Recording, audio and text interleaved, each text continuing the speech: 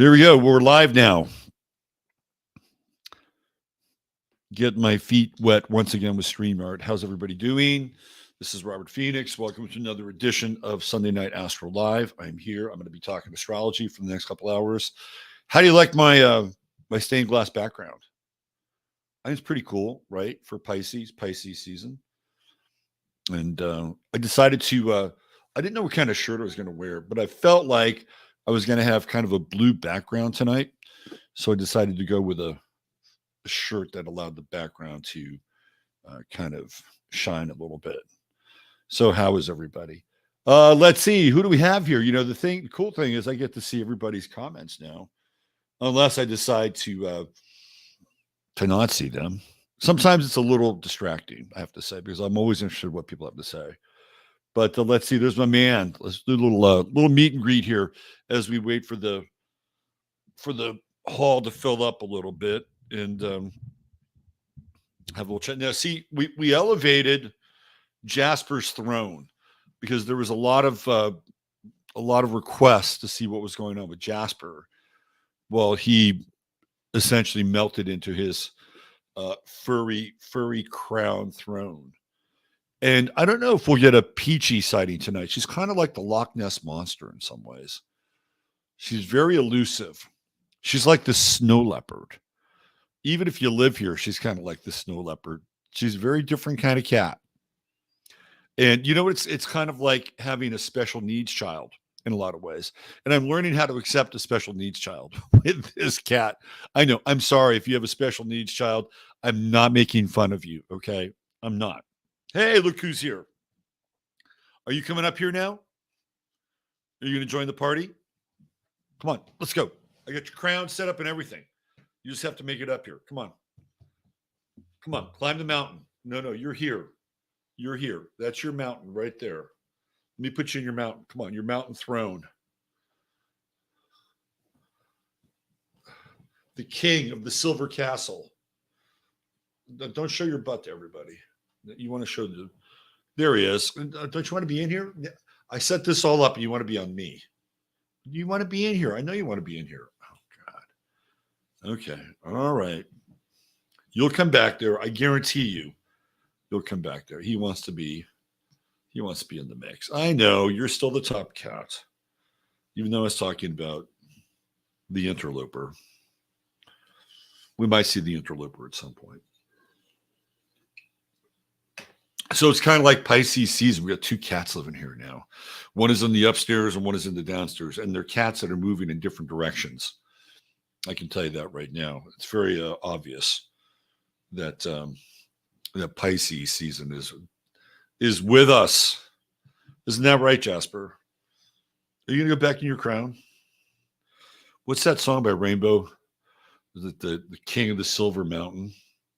That's who you are. You're the king of the silver mountain. Go up there. Go take your position on this. We set this whole thing up for you. And now you're going to be in between. All right. That's fine. That's fine. Yeah. So the other cat, we have this cat, the upstairs cat, and this cat, the downstairs cat. The other cat, she's different.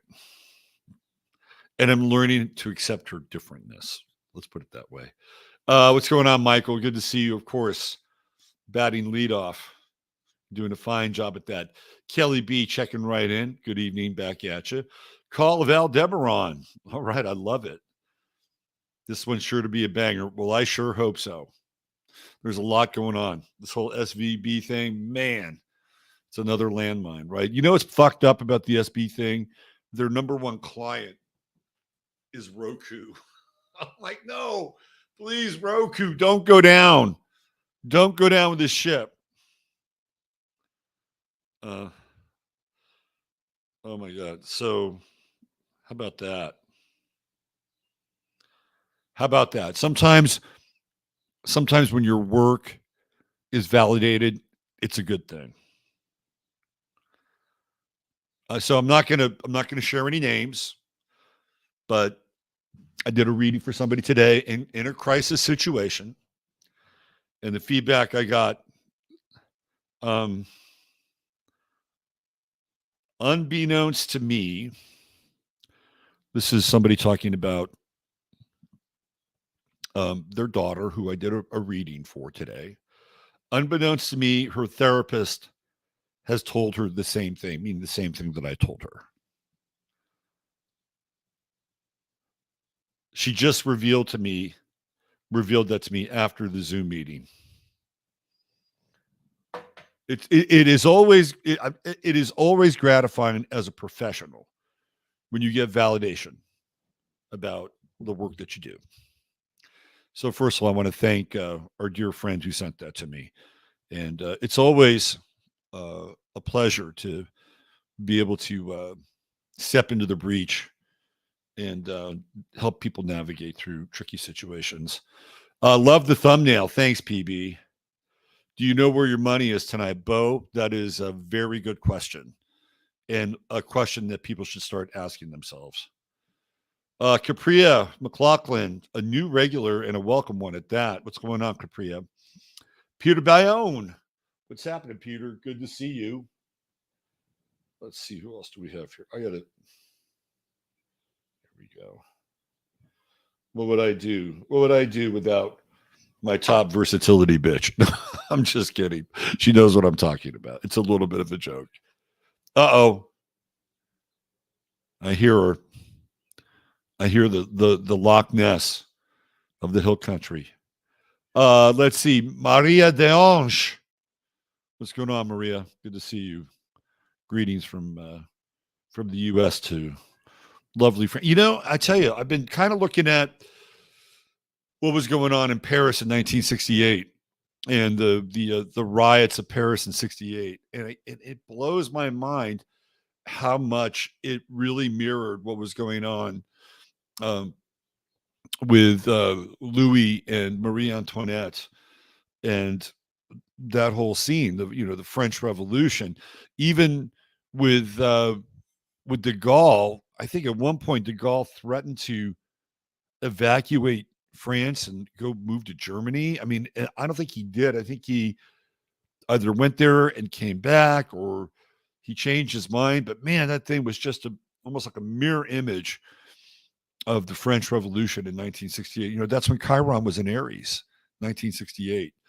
So very okay. Where are you going? Come on, go into your throne. Go be the king of the Silver Mountain. Come on, get up there. That's your place. We made this place especially for you. Come on. He has to get up there in his own accord. There he goes. Look at that. The king. The king has ascended to his throne. No, the other cat has not been there. The other cat is not just here. Don't show them your butt. There you go. All right. So you guys wanted to see Jasper. There he is. He's looking a little shy tonight. Look at him. You get to see Jasper hibernate. Isn't this going to be interesting? Fascinating video watching Jasper dig into his throne and show you pictures of his butt. This is good content right here. I think he's looking at the fish. No, he can't see the fish. Are you in? Are you in? Are you needing out your territory? Yeah, you just relax there. All I need for you to do is protect my blind side. Tomas Jordan, what's going on, Tomas? Neo, I vote for daylight savings time to be permanent. I think it is. I think your vote counts in this one. I don't think it's going back. This, what I understand, this is a permanent change. I could be wrong. Somebody in chat, correct me if I'm wrong. Validate me if I'm right. Introspective woodworker. There's my man Ryan. Great seeing you. We had a really great town hall yesterday over on Zoom. It was really good and great hearing from all the different people and voices, really from all over the world. You know, we had Paul from the UK, we had SP from Luxembourg, and SP originally from Bulgaria. We had our friend in Canada. We had people throughout the United States. It was really a great get together. And we do that. We're going to be doing that once a month over on Zoom, private side of things. If you are an 11th house member, you get to attend. And I talked about Saturn and Pisces, and going back through different eras, periods, epochs, things like that. And we just checked in and so many interesting insights and boots on the ground. Our good friend Paul, and happy birthday to you, Paul. I know it's um, your weekend, and Paul works for social services in England. And so he gave us kind of the boots on the ground of what's going on with social services in England. He works in a kind of a Tony city and how they're setting up to be a 15-minute city, right? He's giving us, some really interesting insight into all this stuff. And so this is what happens. We have such a rich group of people that follow this show that they have a lot of, a lot of things to add to the conversation. So we did that yesterday. That was really cool. Let's see. Who else do we have? Gucci the Goats. There she is. What's going on, Jake? Good to see you. Third eye activated. Hey, okay. Hey, back in and back at you. Liddy Lou. Hey, Liddy. Yes, we are having some sunny days here in Texas. A little chemtrail action going on. Midnight in France. Ooh. Okay, we'll take you into the morning hours here. Maria Laurel Spinner. Hi, Laurel. She's here. There she is, the fantastic one. CC Jones checking in. Hey, Fran. Dova Haza. Any relation to Ofra Haza? I have to say, Ofra Haza was like a huge crush for me back in the day. She was like a huge fantasy. Gotta say. Let's see. Celtic Queen checking in from Westchester, Ohio. There she is, Susie Gemini. Susie was with us yesterday. Good to see you, Susie. Elizabeth Light Tarot. Happy to catch everyone on Sunday night. We're happy we're here too. You're here too. Pen Greedy. Hi, Pen Greedy. Let's see. Who else do we have? Shirley Losciavo. Listening to my car. Shirley, I'm going to give you the wrap up tomorrow. I promise. I will give you the wrap up tomorrow. I got a little sidetracked this weekend. Darlene Tiffer Violet. The 210 checking in. Good to see you, Darlene. Welcome. Let's see. Who else do we have? Carissa Demke. Hi, Carissa. Miss Nikki, always a pleasure to have Miss Nikki here. Hanging out. Benito Diaz. Benito was there again, giving us some really good boots on the ground insight with the railroad companies. Right, this is such a cool thing. We've started this little town hall meeting once a month, talking about astrology and also kind of what's going on and people bringing their perspective. Let's see what else. Chad Warren, there's bad Chad. What's going on, Chad? There she is, the lovely and talented one, Dr. Joan S. Joan has been working overtime to try to bring these two cats together. she'll validate what I'm saying about the peachy one. Little Loch Ness monster. Let's see. Who else do we have here? It's a cute bed, right? Look at him. Look at him. He's fucking blissed out. Look at him. He's in cat bliss now. Look at him. He's just getting into it. He's kind of needing it. He's like, oh yeah, this feels so good. So good. Lala HK. What's going on, Lala? Good to have you. Garrett Brooks is here. Hi, Garrett. Chelsea Tantra. Hey, Chelsea. Chelsea just killing it every single day with her dailies as well. So if you have a few minutes to spare, check out Chelsea's channel. She's really good at what she's doing. A really solid addition to the astrological community. Magic Cat is here. Hey, Magic. Good to see you. Is that Glemma Spencer? It says Glemma Spenk. I'm going to say it's Spencer. Welcome to the show. Let's see. Who else we have? Yeah, the Pisces little stained glass window thing worked out pretty well, huh? Looks pretty good. Lana Anderson. Jasper and Soleil are like two peas in a pod. Look at Jasper. He's just in a, it's like I don't know. He's like having an opium moment or something back there. Let's see. Beth Berry's here. Hey, Beth. What's going on, Double B? Hi, Claire. Good to see you, Flat Earth Hippie. Welcome to the show. Let's see. Who else do we have? Lisa Ann White. Lisa Ann White is all right. She's here. I was watching, speaking of White, There's this YouTube channel called the Carter Family. It's these black dudes, and they do the reaction videos. And they did a reaction video to Frankenstein by Edgar Winter. The band is performing live. They're performing Frankenstein. By the way, I got to hand it to Edgar Winter. Like, when you listen to Frankenstein, you can hear all kinds of studio shit in Frankenstein, all the synthesizer stuff and the bubbling or gurgling. They were actually able to recreate that song live, which is really hard to do. And it has to do with the fact that Edgar Winter is a multi-instrumentalist. And he's about as white as it gets. He's an albino, actually. That's how white he is. And Edgar Winter just shreds the saxophone, plays two different Moog synthesizers in that thing. One strapped around his neck and the other behind him. I think the one behind him is not a Moog. I could be wrong. And then he's also got the timpanis or the drums that he's timbales. I think they're timbales that he's playing in concert with the drummer. I mean, they're going nuts. And the Carter Family, these guys were just completely speechless at the end of it all. They couldn't believe it. They couldn't believe what they had just witnessed. And Edgar Winter, hats off to Edgar Winter. Sayonara, what's happening, Sayonara? Good to see you. Sony was with us, giving us a little bird's eye view from just south of Mexico in her part of the world. Sandra L. checking in from Arizona. Yeah, Jasper settled in now, Peter. Look at him. You probably won't see Jasper move for the rest of the show. He's catatonic. Get it? Catatonic. Charlie, hey, what's going on? Anyone check out Rick Levine? No. Rick is a nice guy. He's a very nice guy, and he likes to wear funny hats. I give him credit for wearing funny hats. Let's see. Who else do we have?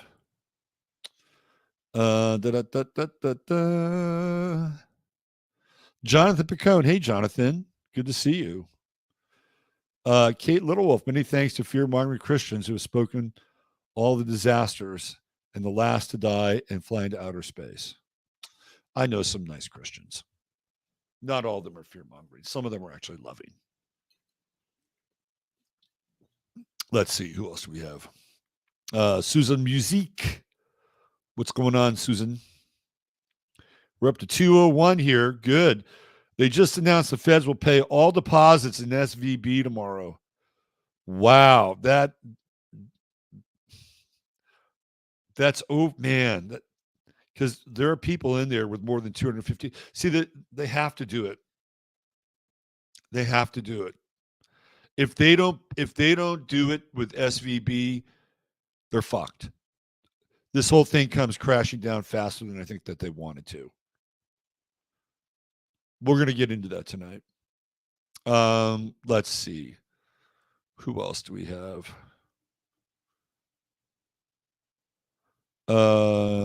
Secret Law 2007. Is that right? Good to see you. Amy Gill. He's making biscuits. He's kneading the dough. Kevin Stick Evers, your money is safe in Ukraine. Oh, that's classic. Very funny. WC Ray, the ascension of Peachy. Another bank just bit the dust. We are in the season. We're going to talk about that tonight. I promise we will get some astrology. Jamie, hey, Jamie was with us yesterday. Are you going to tell us something we don't know? Just asking because I'm a bit busy. No, you can always leave. You can always leave. You don't have to spend your time here. And if you stick around, maybe I will. But there's no guarantee. Maria Silver Rabbit is here. Love the glass window. It's pretty good for a green screen, huh? Yesterday was Great Town Hall in Montana. Jasper's very happy. Very, very happy. Let's see. Are we good? Are we caught up? Looks like we're caught up. I think so. Catherine Rose is here. Hi, Catherine. Good to see you. And Steve Letro. Oh, Biden cut off my food stamps. That's what happens. That is what happens. Okay. Let's get into the chart of the week or the chart of the moment, which could very well be the chart of the week. Why don't we do that? Let me go into let's go into astro.com and let's start talking some astrology here. I have a lot left over from yesterday as well, from our town hall meeting, which I'll talk about.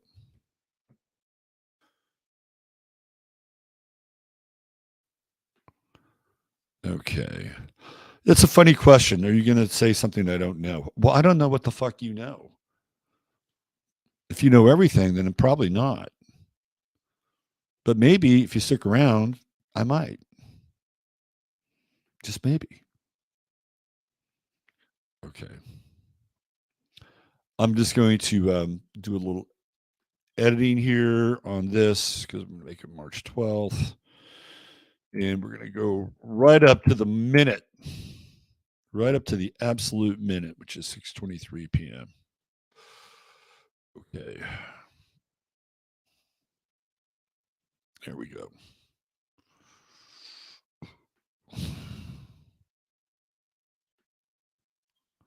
All right. Let me get into it's interesting. It takes a while because normally I just go right down to Zoom and click on the Zoom. Let me see, present, and there's some different prompts here with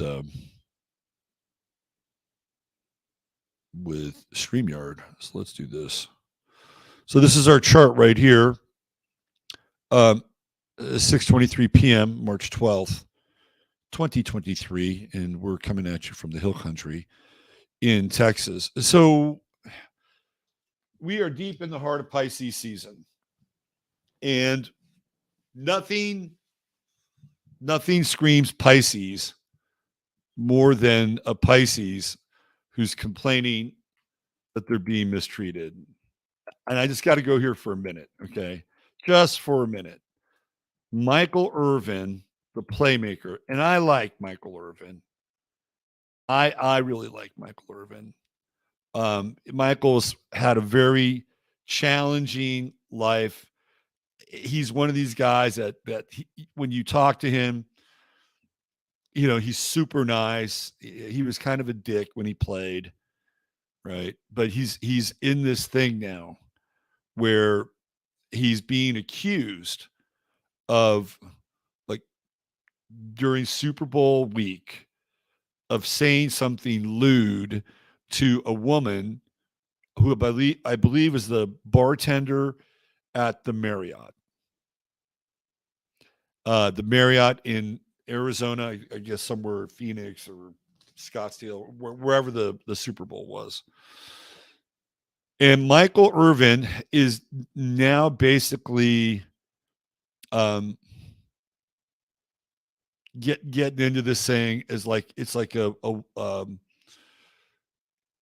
Willie Lynch kind of moment. Who's the guy that was it? Medgar Evers, the kid who was unfortunately pulled around by the truck in Texas a long time ago. Terrible case, right? No, it wasn't Medgar Evers, but he's basically saying that this is reminiscent of. Let me see if I can get on the Twitter. This is where it really comes out on Twitter.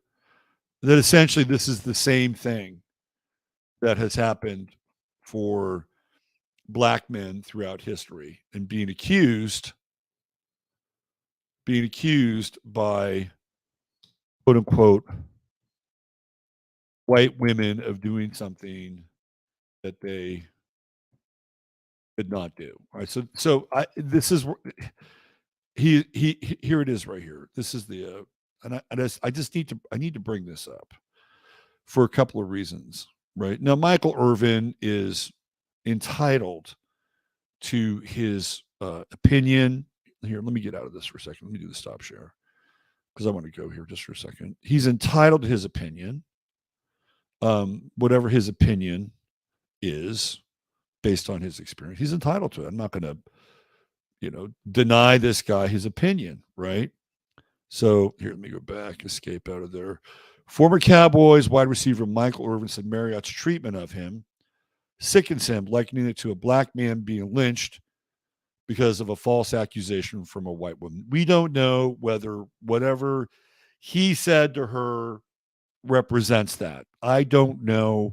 I haven't seen the video. They're about to make the video go live. But here's my problem with what Michael Irvin is bringing up. Now, he's a Pisces, right? And what he's saying now is he's literally being scapegoated, which is a Pisces affectation in a lot of ways. And Michael Irvin has kind of a checkered past. He has done some things in his past that, if you were to look at the evidence leading up to this, you could say, hey, maybe he did it, whatever it is. I'm not saying that that's the case. I'm just presenting this in the Piscean sort of light, right? Here's my problem. The NFL network, who Michael Irvin works for, sent him home. They heard the accusations and they sent him home. So he didn't get to participate in Super Bowl week, which is a big deal for a lot of these guys, especially Michael Irvin, who's going to make money. He's there working, right? I don't know if they continue to pay him. I don't know what the details are. So he sues the Marriott, which is within his right. But what he doesn't do is he doesn't sue the NFL network who sent him home. I find this to be really fascinating. And the NFL network did not get his back. They didn't say, well, you know what? We'll let this play out. We'll see what happens in the wash. In the meantime, he is innocent until proven guilty. Let him continue to be there, to be a part of the sideline or be a part of the crew or whatever, right? We'll figure it out on the back end. And it wasn't even if he physically did something. There was nothing physical that took place here. Everything that took place happened in the exchange of the lobby at the Marriott between him and the bartender. And the bar, again, we're in Piscean territory here, right? Alcohol, liquids. He said, she said. But I just find it fascinating because I just need to bring this up. Why isn't the NFL network being brought into the discussion here? They were the ones that kicked him to the curb. They were the ones that abandoned him during that week. And it just so happens that Roger Goodell, who is the commissioner of the NFL, which does own the NFL network, also happens to be a Pisces. All right, so let me get back to where we are with the chart. I just needed to bring that up because it's just in the air, and it's one of those Piscean moments. It's like, okay, well, Michael is feeling like a victim now, and the thing about Michael Irvin is that he's had so many fuck ups, and people have always welcomed him back. They've always welcomed him back. And the reason why is because Michael Irvin is actually a really sweet guy. It's like a lot of his transgressions had to do with drugs and sex, but it wasn't like, Michael Irvin, pistol whip people or anything like that. Like most of the harm that Michael Irvin did, he did to himself. And people were always ready to welcome him back because he's, a very sweet guy. Very sweet guy. But he's had a lot of chances. He's had a lot of resurrections in the Piscean sort of sense of the word. Here he is again. And I pardon my language, I just think it's fucked up that the NFL network has absolutely no they've got like no culpability in any of this. And of course, it's stirring up a lot of this racial tension. You can just go through that tweet and go through all the comments, and this thing has just become absolutely polarizing. So here we go. This is that Mars and Gemini. Remember, I was talking about this on Friday, right? This whole idea of victimization and scapegoats, and fuck, it plays out, right? And Irvin is the guy in the public eye where it's being played out. And I've never seen Michael kind of go down the race path and, flip the race card. But now he has, right? It's like, okay, he's opened up this can of worms, right? Has Michael Irvin had to deal with racial issues in his life? Sure, no doubt. No doubt. I'm sure he has.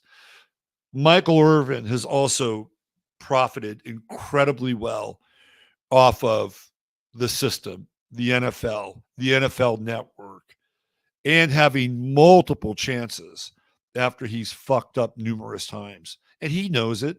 Mike knows it. He totally knows it. So I don't necessarily understand why he has to go there now, with the exception that we're in this alignment, right? We're in this Mars square Sun square Neptune. It really is the scapegoat alignment, and all this stuff came out today around the Marriott and the video, and him feeling as if he's a victim in this situation. And who knows, maybe he is. But again, I feel like the bigger picture, the bigger story is the fact that the NFL network was the entity that sent him home. He's not talking about that. He's not going to bite the hand that feeds him.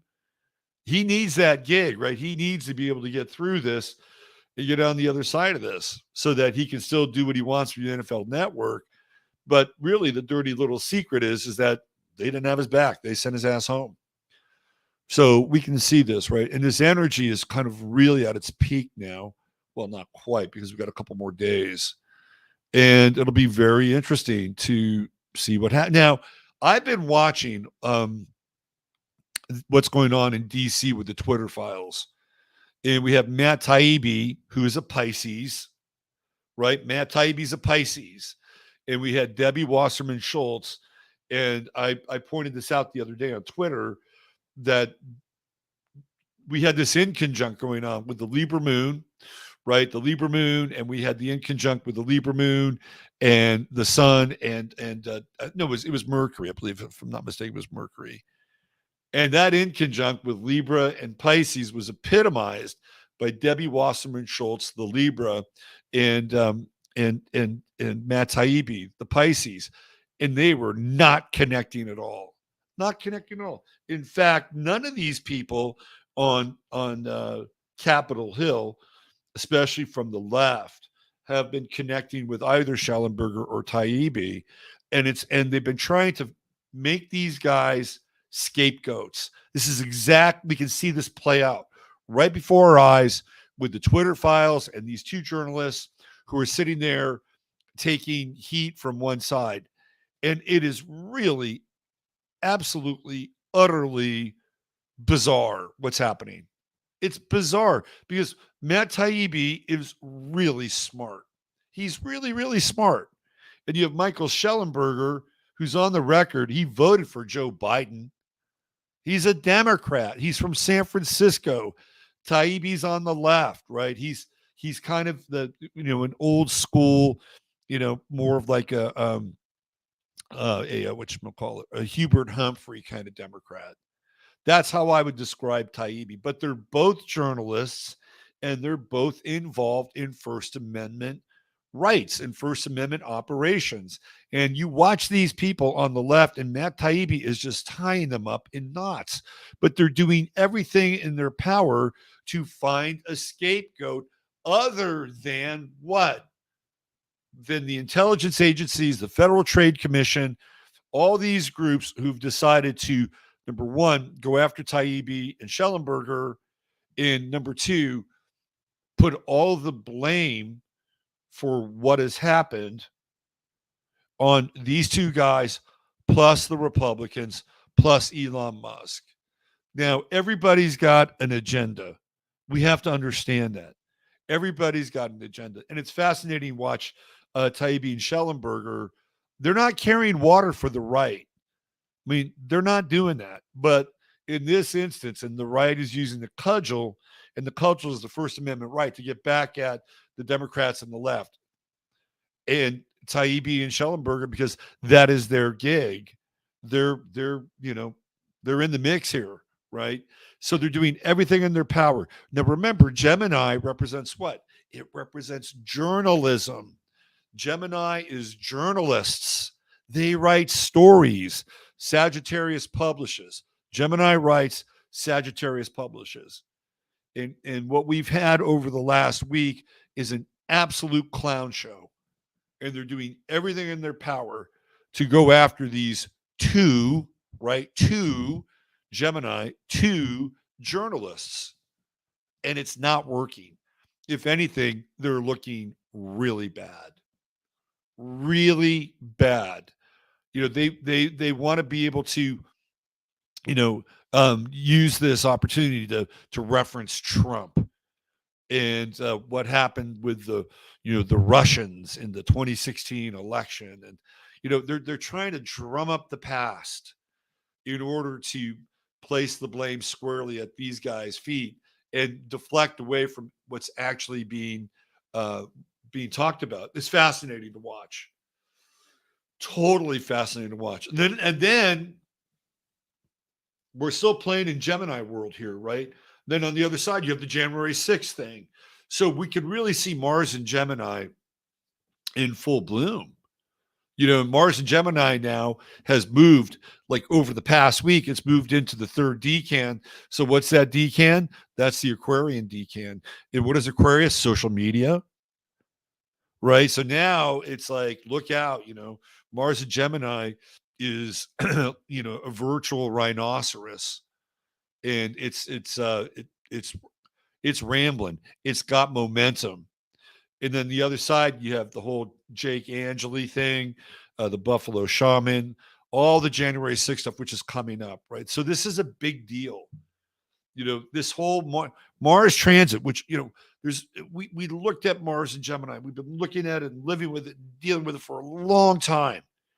And now we're seeing the effects of it, right? The peak madness, the peak insanity. Now, the other thing that's going on with Mars here is that it's moving closer and closer into trine with Saturn. Oh, that's going to be beautiful. That's going to be beautiful. By the time we get to the end of the month, Mars moves into a tight trine. Mars in Cancer, tight trine with Saturn. What is Mars in Cancer? It is a defender of conservative values. Now, when I talk about conservative values, I'm not going to be talking about a lot of these assholes who, prance around as being conservatives. Conservative values, honor things like biology, honor the family. Cancer is not a sign that is given to gross excess and expenditure. Cancer watches the books, right? Cancer collects coupons. That's what Cancer does. It collects coupons. So that's what I talk about being conservative. Right? It looks at what you've got in terms of available resources. It looks at what you've got in terms of energy, right? That's how, and Cancer makes sure that these things are in balance, right? There's a homeostasis with Cancer. That's what it's supposed to do, right? That's the role that Cancer plays. You need homeostasis in order to have this foundation, this emotional foundation in the fourth house. You need equal parts mother, equal parts father, equal parts masculine, equal parts feminine, equal parts input, equal parts output. That's how Cancer operates. And here comes Mars, and it's going to come right in and begin to trine up against Saturn. And the thing that's really interesting about that is that it's happening at the early degrees, right? So we're coming out of this weird miasma, right? Where all this Pandora's box shit is starting to come out. It's really starting to come out. That brings us into a discussion with the nodes. Let me recast this a little bit. Let me go back to, let me do this. Let me get out of the share for a second. I want to throw in a few other things here with this chart, because we'll get into a discussion with the nodes as well. And we'll talk about SVB. Oh my God. It is a harbinger of things to come. Even if they bail out everybody, which is, there's got to be some important people in there for them to go through the bailout. Just saying. All right. Let's go back. Here we go. All right. So, yeah, let's talk about the South Node. Let's talk about the South Node. Now in Scorpio, and we have been seeing this consistently since the South Node has been in Scorpio. But really, once it went into this first decan, which it did, what, about 2 months ago, and it's going to be in the first decan until July 25th.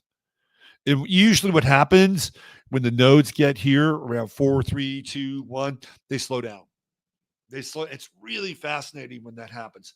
They begin to slow down because whatever is coming through here and here, it's kind of like you can't, because it's in the first decan, you're not supposed to miss it. That's why that's what it feels like to me. That's why it's slow. It's like, here you go. This is it. This is the final release of what has been happening for the last what is it, 16 months, right? 19 and a half months, I believe, the nodal cycle. So South Node in Scorpio, we're starting to see this shit come up. We're starting to see what they've been hiding, right? Corruption, power, greed. Sounds like a good name for a record, doesn't it? Corruption, power, and greed. That's the South Node in Scorpio. It's coming to the surface now. We're starting to see it. And the true node in Taurus, what are we dealing with? We're dealing with a buffalo shaman, right? Hello. Right there, there's his little buffalo hat. We're starting to see that now. We're starting to see this corruption. We've known it's there. We've seen it. We've smelt it. We've felt it. We've known it's there, especially those of us who are kind of on the fringe. Oh, it's going mainstream now. Big time mainstream. And when you see these unctuous characters, try to turn our two Gemini journalists into scapegoats, it's not happening. You know why it's not happening? Because the truth has a funny way of being a disinfectant. That's what the truth can do. It will not make you rich. The truth will not make you rich. Lies are far more profitable than the truth.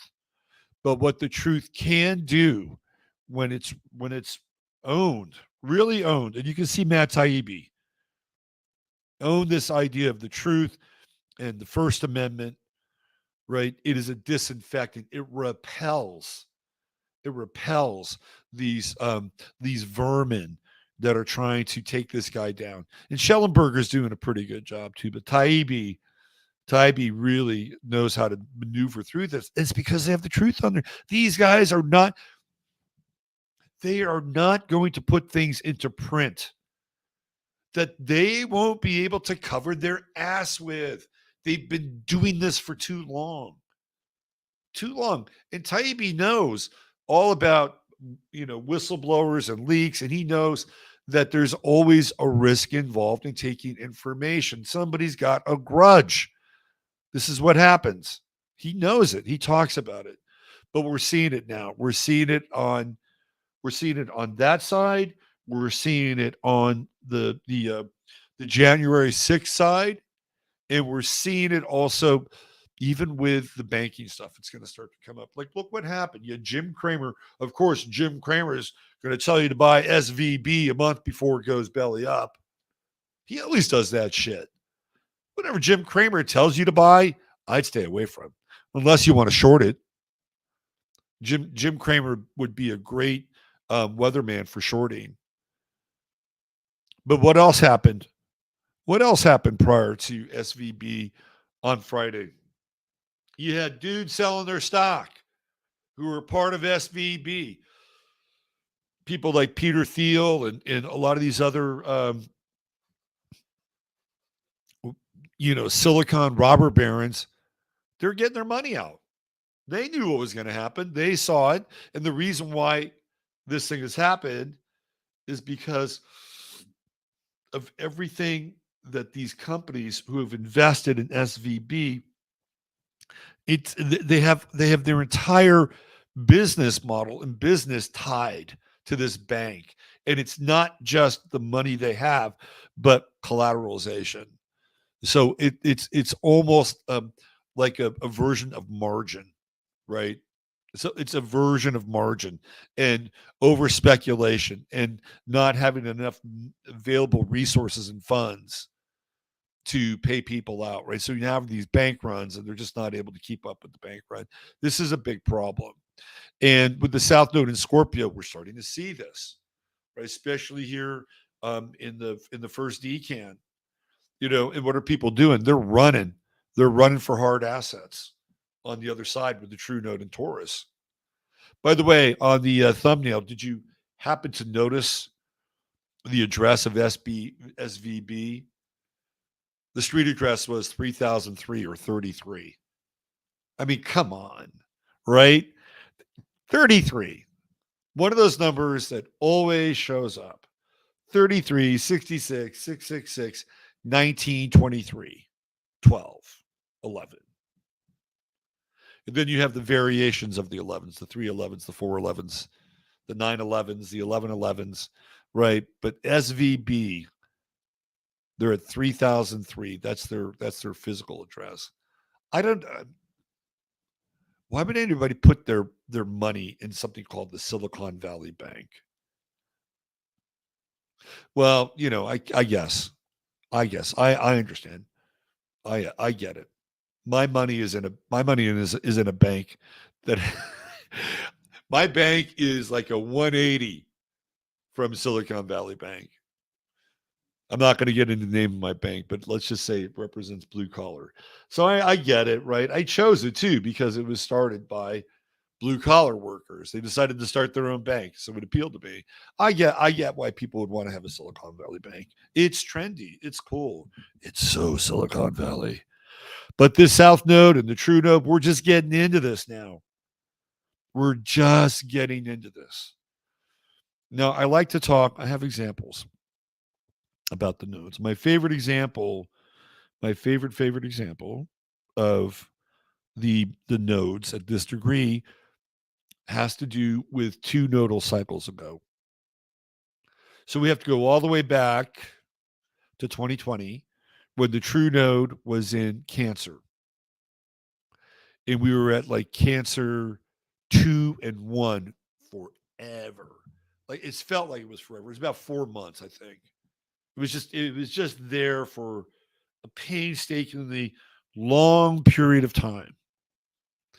And we're distilling into the 0 point, right? Just before everything flips.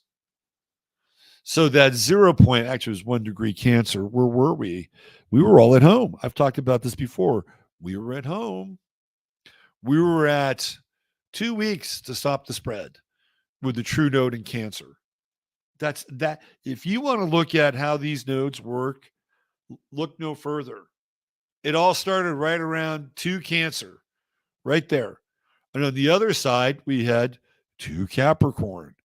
Well, gee, whose son is at 2 Capricorn? Tony Fauci.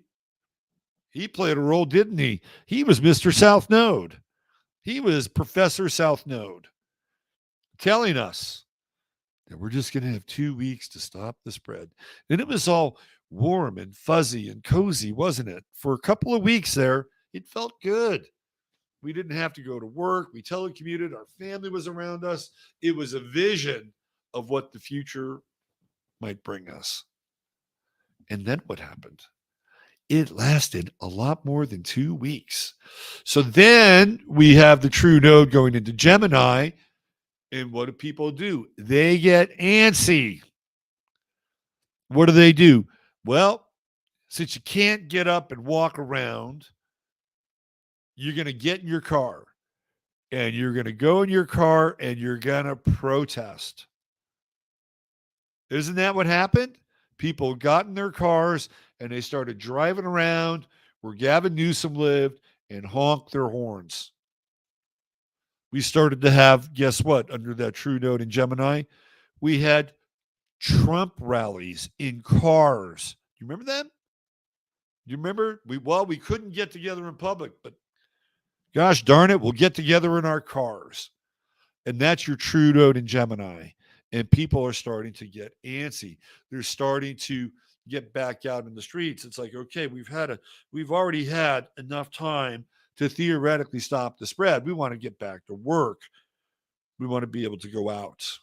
We want to be able to enjoy our lives. And just when that was about to hit critical mass, what happens? George Floyd happens. George Floyd happens, and it's a big deal. It's a real big deal. It happens under the sign of Gemini. Sun conjunct the true node in Gemini. And then what do we have? We have a country divided, right? We have a country divided. Just when people are starting to get some momentum and saying, we've had enough, we have an event that splits the country right down the middle. That's how the nodes work, boys and girls. That's how they work. The South Node goes into Sagittarius. And then what happens? Well, they start tearing statues down, burning buildings, robbing, beating people up. There are people that die. And what happens with the South Node Sagittarius?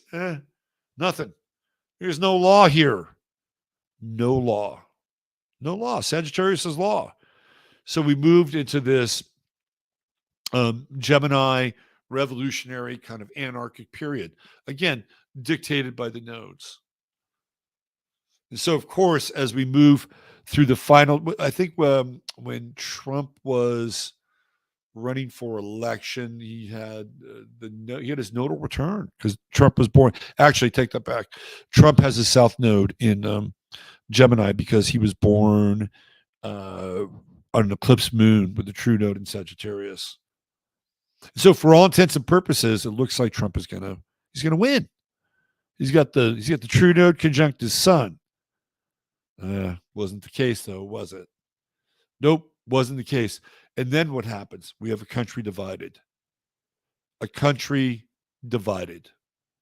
And it all kind of culminates on January 6th. And by that time, if I'm not mistaken, Mars was in Taurus. It had been in Aries for a long time. And it's in Taurus. And things are moving slow. Time is slow. It's terrible. It's rough. It's a rough time.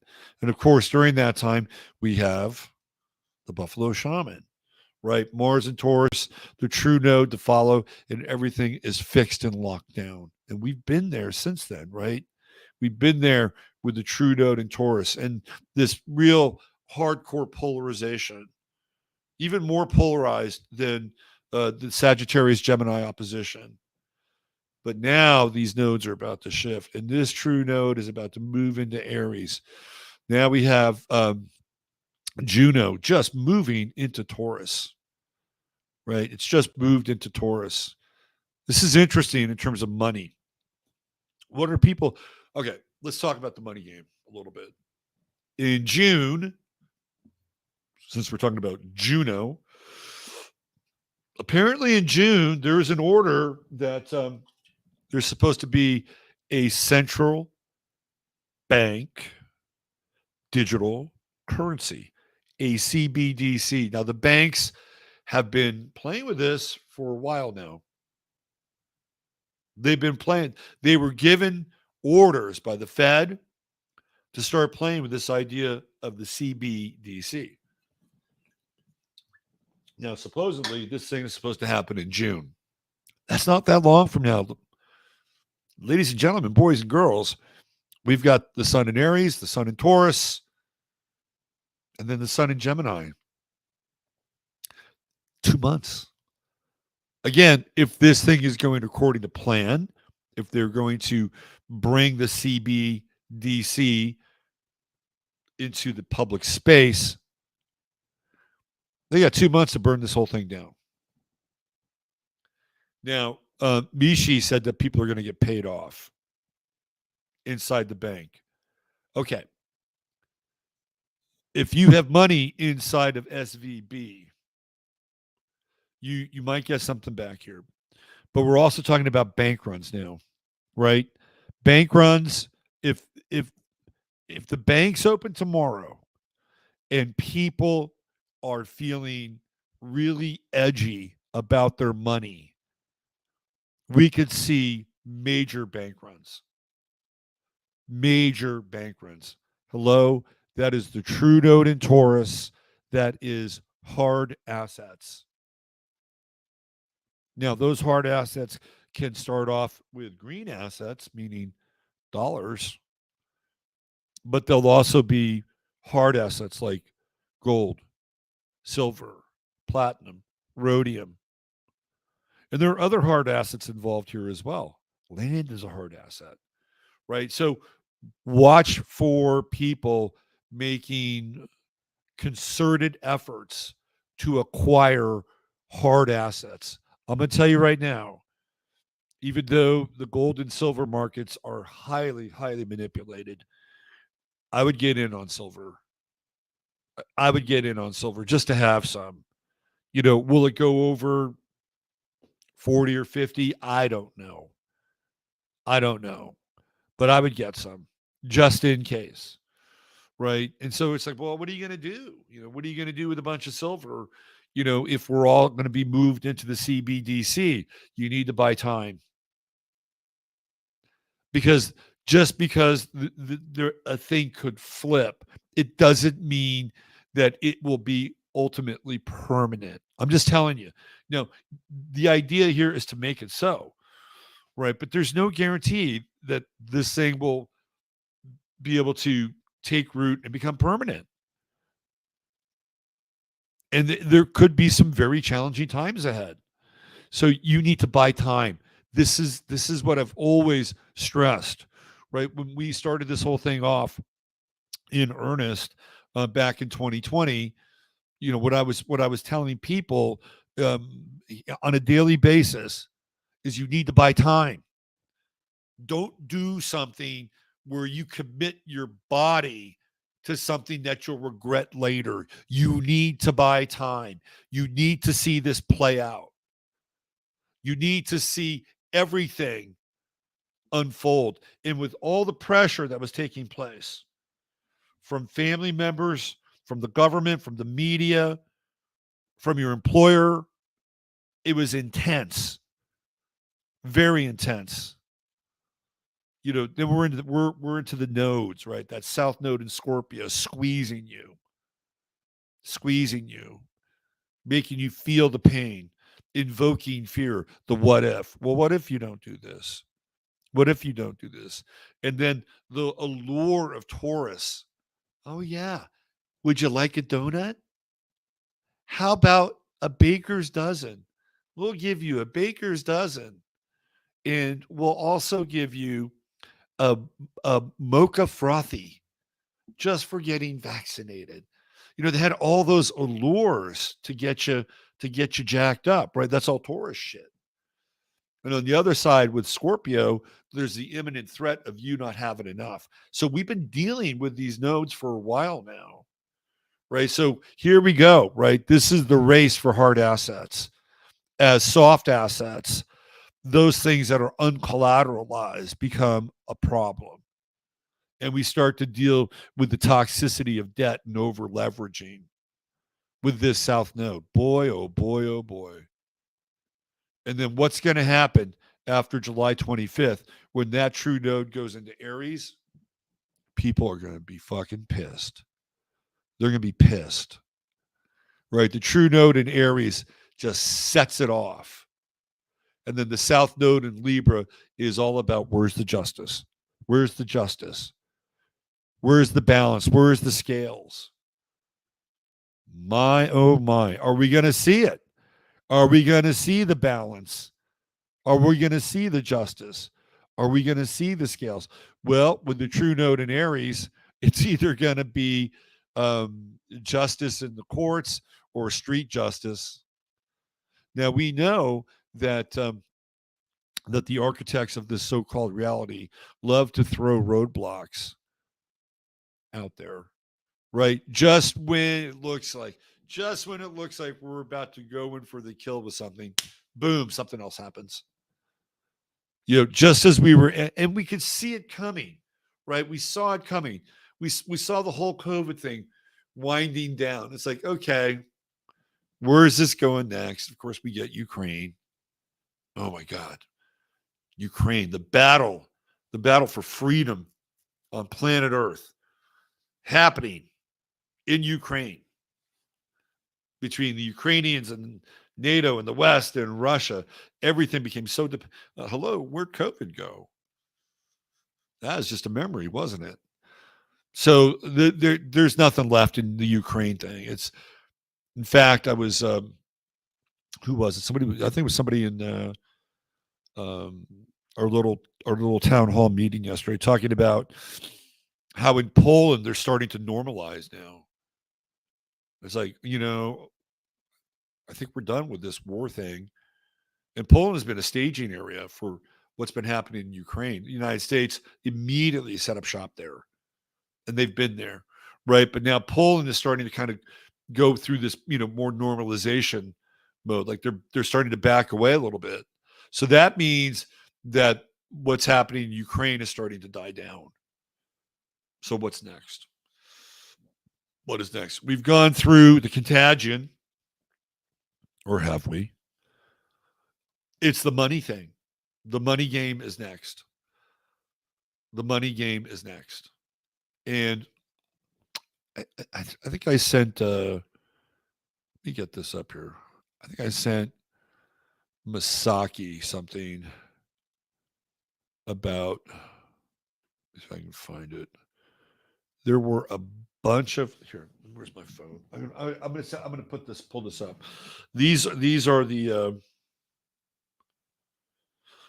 next banks that are set to fail. Here's another one. State Signature Bank, SBNY, has been closed by authorities. So Kraken, which is an exchange, a crypto exchange, that's Kraken's bank. Masaki just sent this to me. Silicon Valley Bank, their website is offline. Never seen in over 40 years. SVB collapse sparks bank runs. Okay, let me show you a list of banks that are going to be directly affected by this. This is all South Node stuff, okay? Just file that away. Other people's money, liquidity, et cetera, et cetera, et cetera. Right? Here we go. Okay, I'm going to bring this up here.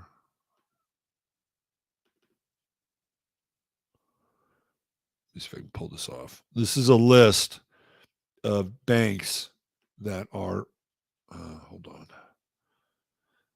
that are in the crosshairs of the whole SVB thing. Remember, this is a weekend. So we're going to see what happens come Monday here.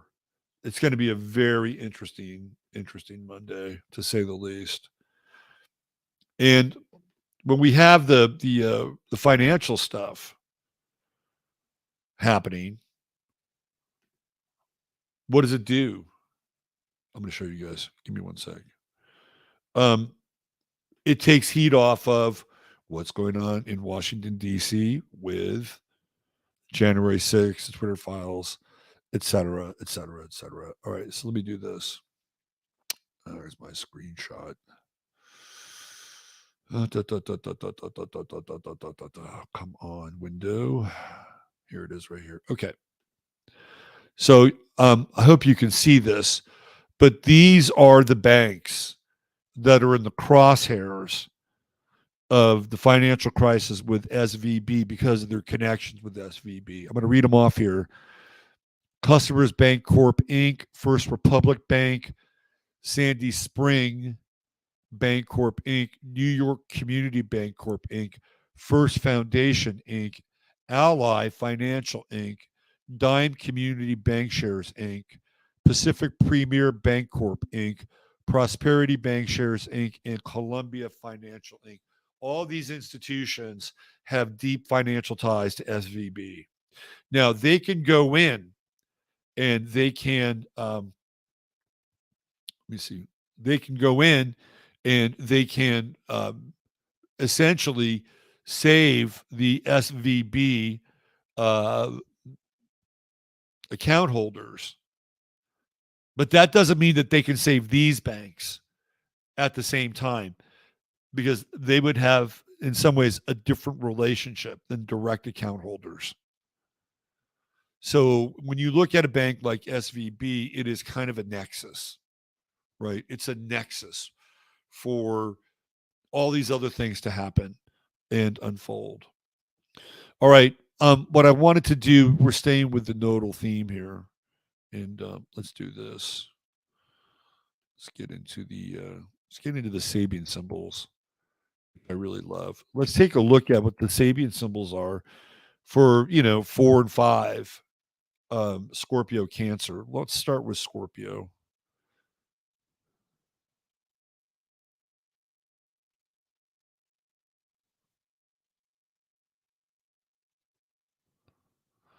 Okay. So we know we're going backwards. And today the node is at 4. So it's moving to 3. This is going to be interesting. Let's focus on 3 Scorpio. And then we're going to look at 3 Taurus. And where does this whole thing kind of end up here? 2 Scorpio is the degree that I'd pay a lot of attention to, which we're headed to quickly. Let's get into 3, and then I'll read you 2. Remember, this is the South Node. And a lot of times with the South Node, when we invoke the past, we're also looking at other failed financial periods in our recent and not so recent historical record. Okay, let's do this.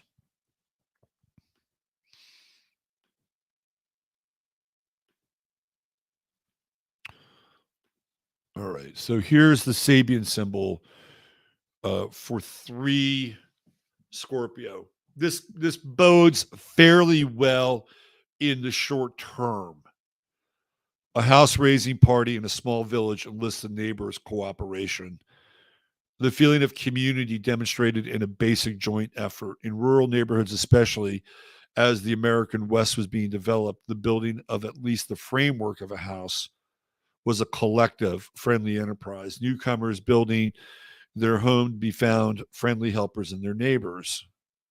The sense of togetherness and participation in a common enterprise was developed by such collective work. The home remains our home, yet the whole community is involved in its erection and the welcome marking of its completion. At this third stage of the fivefold sequence, feeling becomes activity. The past and its memories are polarized in terms of the expanded social consciousness. From that activity, a new sense of reality will derive. The key word is cooperation. Okay, so how does this relate to the South Node? Well, it could manifest in a couple of different ways. Number one, I can see this degree as being the equivalent of a bailout, right? Like they're going to be entities that are going to come in and instead of raising the house to keep it from collapsing. That's one, right? So this could be a move towards trying to plug this dam that is collapsing, right? This dam that's going to burst due to pressure and strain. Now, the other part of this degree is that it could represent the building or the raising of a new economic structure. Hello, the centralized central bank digital currency, right? This could be in the mix here, right? So at least temporarily, the South Node seems to prop up the situation. But when we hit 2 Scorpio, theoretically, the dam breaks. So this is Scorpio 2. A delicate bottle of perfume lies broken, releasing its fragrance.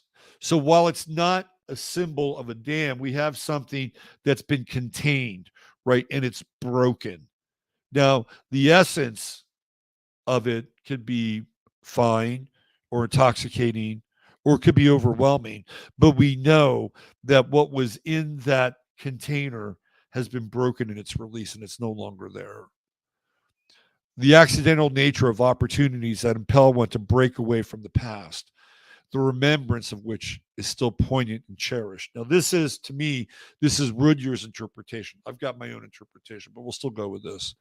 A new and greater realization usually demands the sacrifice of something which has brought loveliness and fragrance to a lesser form of living and feeling. Old feelings are poignantly remembered, even as one moves into a new and wider sphere of experience.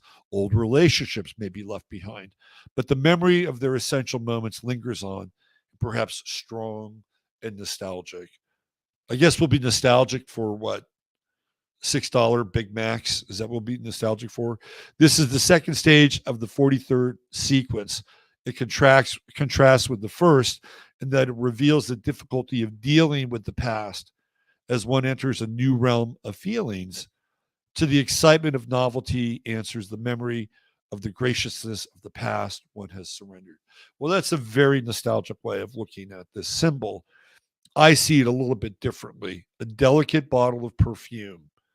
So the balance in our economy is a delicate balance at best. Really lies broken, releasing its fragrance. So this is where we're headed. And I feel like this is really symbolic of what happens with the economy moving forward. Now, things resolve themselves here, but when we look at this, right, we're usually when we see this, we're seeing it through the lens of a planet, right? Let's say it's Mercury to Scorpio, or Sun to Scorpio, or Jupiter to Scorpio, right? We're not seeing it through the lens of the South Node.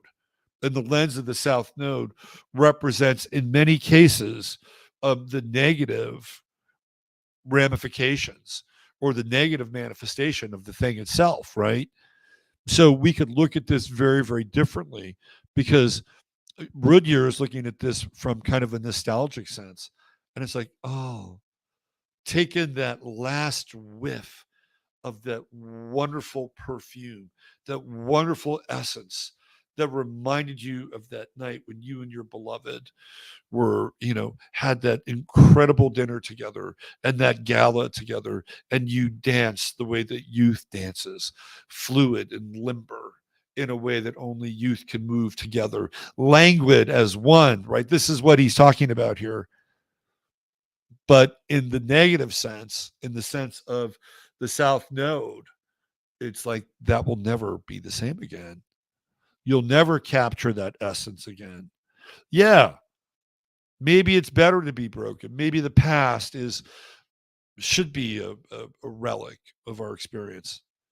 But then again, maybe, just maybe, you didn't have to break the bottle, right? The bottle's going to break. It's going to break.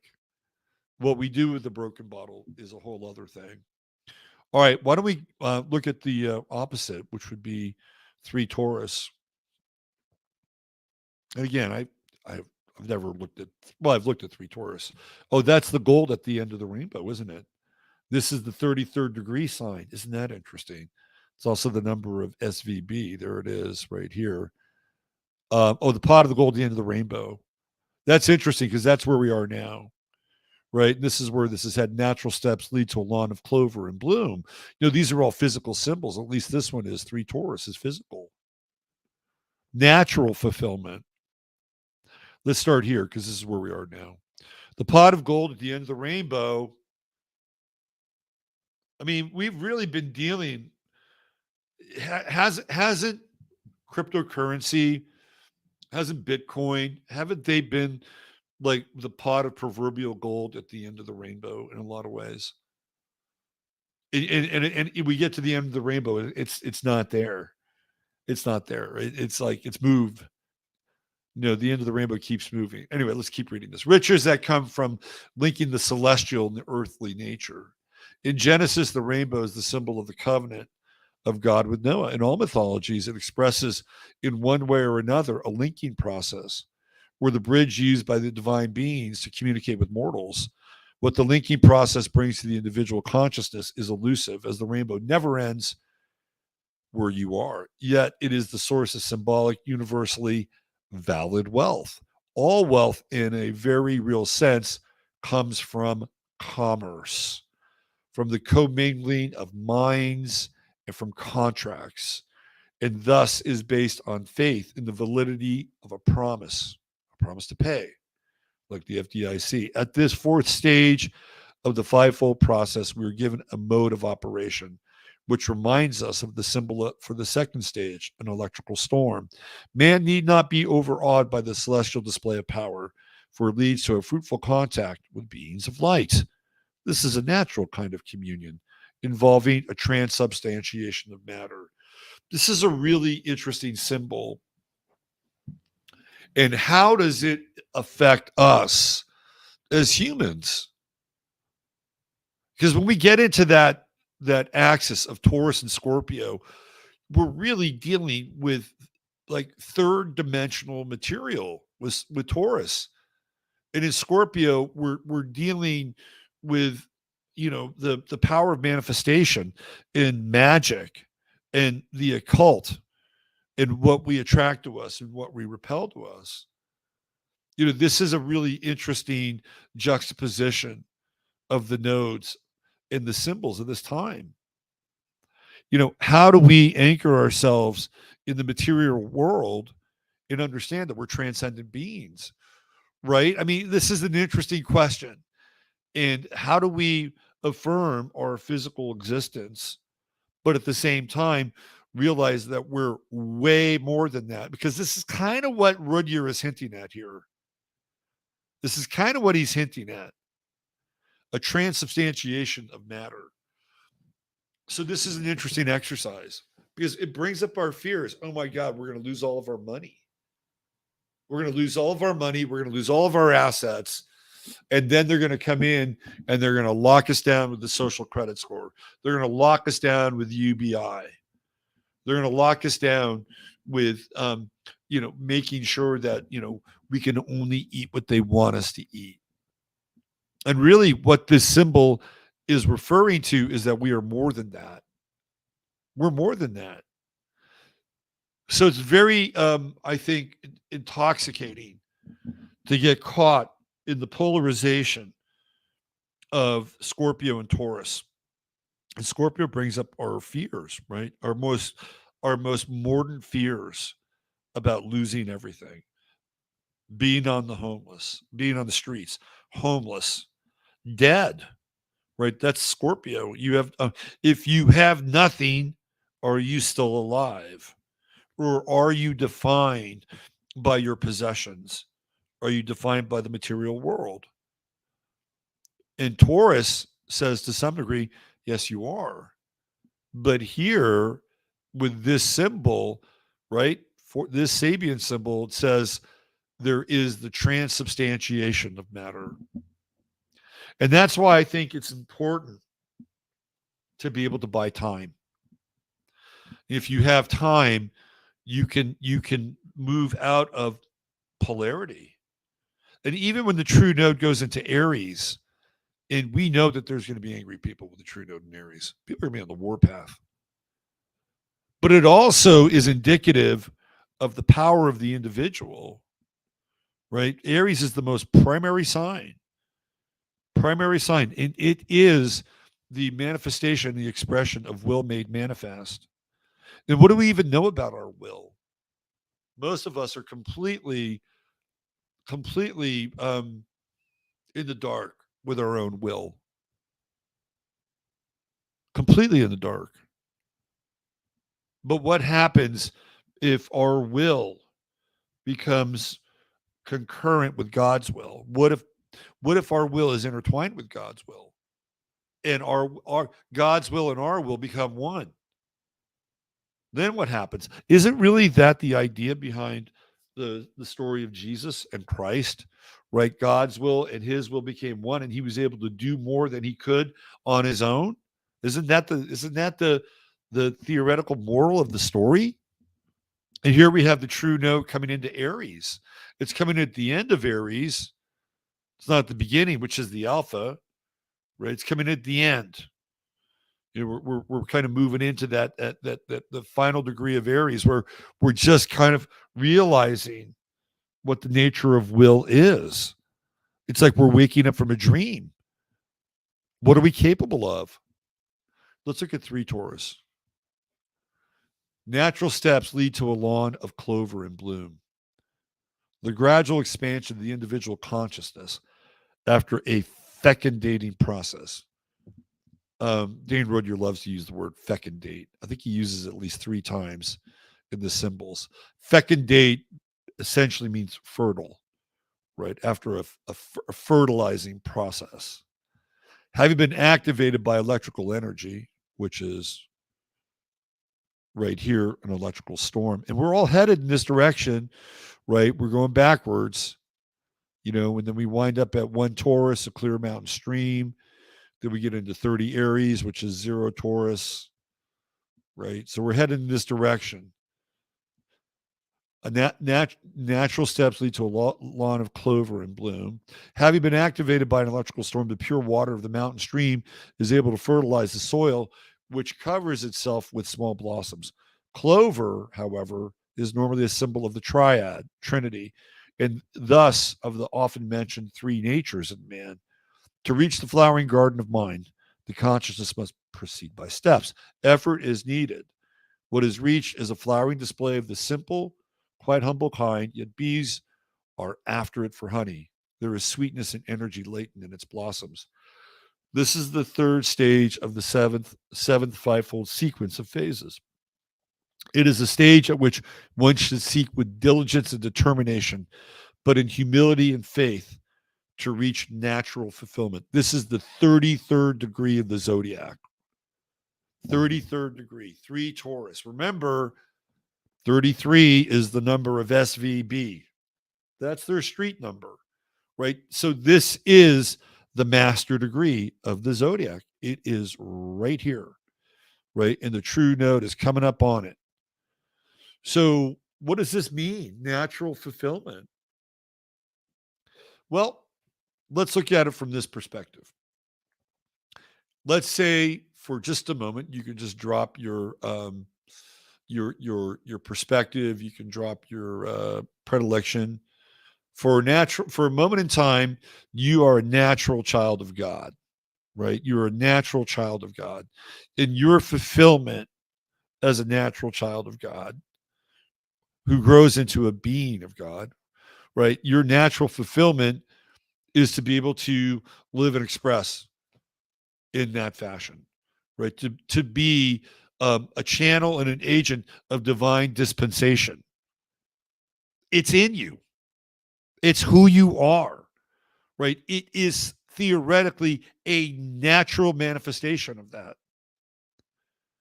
And when you hit this manifestation, this 33rd degree, which is embedded in so many esoteric coding, that's you.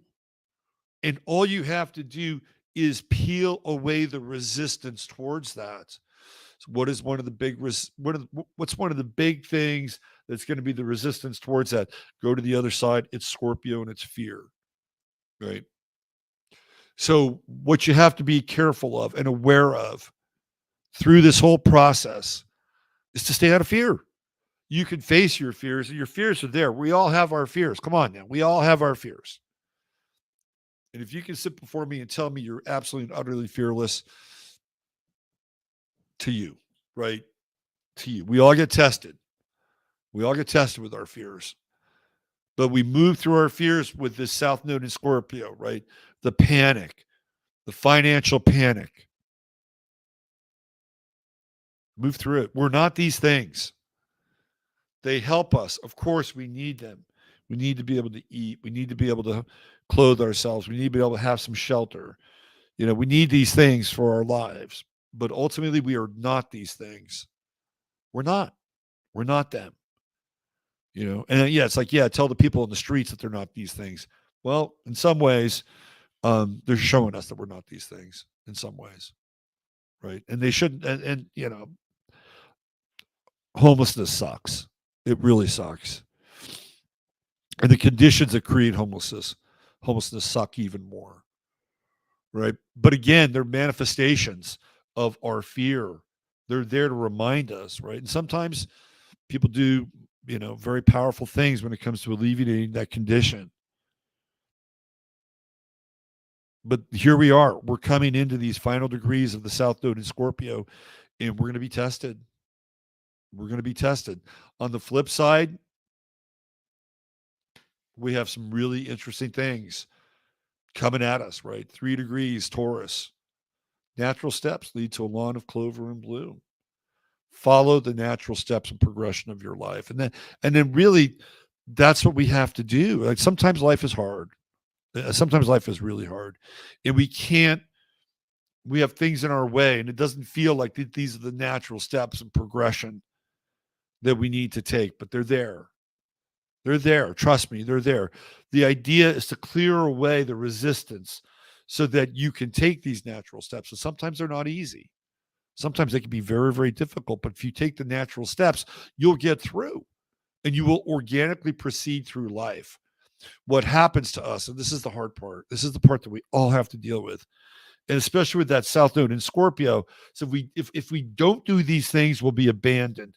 If we don't do these things, we won't have love. If we don't do these things, we won't have shelter. If we don't do these things, we won't have power. And then what happens is we move forward and we do the things and we find out, guess what? We were wrong. We were wrong. We moved through our fears. We move through our fears. We move the obstacles out of our way. And there's an organic process in our lives that can take shape. And the problem that we all have encountered is the inorganic insertion of a reality that keeps us from evolving organically. And we've seen it. We've seen it clearly since 2020. The inorganic insertion, right? Even with mRNA. If you go back and you look at vaccines, the history of vaccines, they start with organic matter. Like vaccines start with an organic matter, even if they're shitty fucking monkey cells. That monkey cell was an organic thing at one point in time.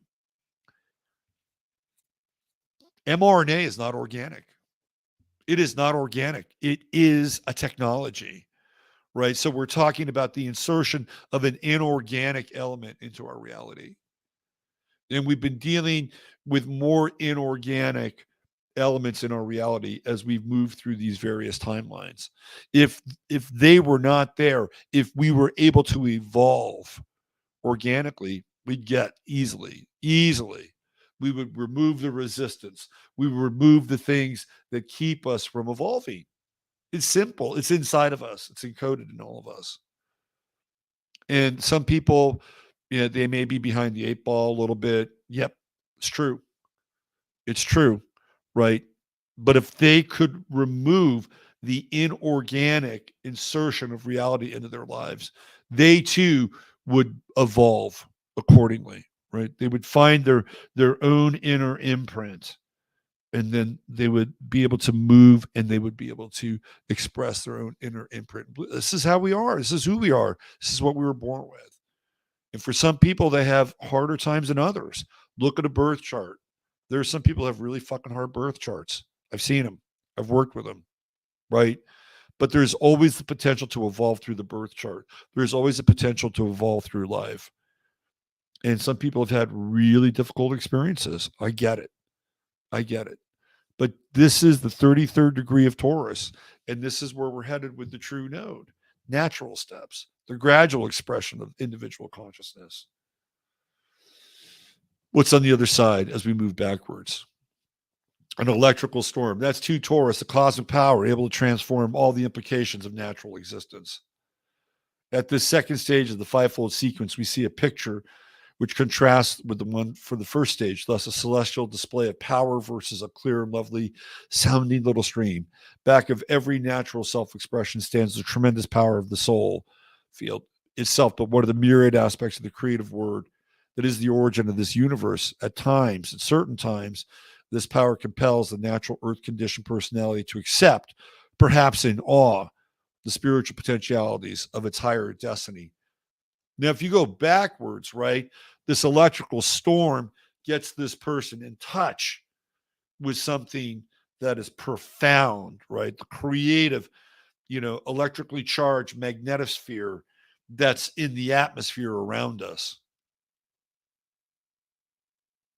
This is a stage of existence in which revelation is implied, at least as a potentiality. The consciousness may be deeply disturbed by the visitation, but the substance of the individual being, again, he uses the word fecundated, can be fecundated by the experience. So we're moving backwards with the nodes, right? Understand what you have. Understand what you have. Understand what you have in your potential right here. Then there's this supercharged awakening process. Then it comes into a clear mountain stream. What we really want to look at is what happens here, right? Aries 30. Nature spirits are seen at work in the light of sunset. Ooh, that's a nice one. And then, because that's like Taurus 0. And then we get to the big one right here. Where is it? No, I take that back. My bad. Where are we? Aries 30s at the end. My bad. Right there. A duck pond and its brood. What I really want to look at is this one. Aries 29, music of the spheres. Because that's where the nodes are headed, right? This is like 0. This is like 0 Taurus. It's very Taurus, right? A duck pond and its brood. It's really organic. It's got this, again, this sense of an ecosphere, right? The realization of natural boundaries. 29, Aries 29, attunement to cosmic order. When these nodes flip on April 25th, you have to understand this is not business as usual. We have been through the process of a really deep, intense, profound initiation that has left lives shattered and scattered, but we're coming through this, right? We're coming through this time.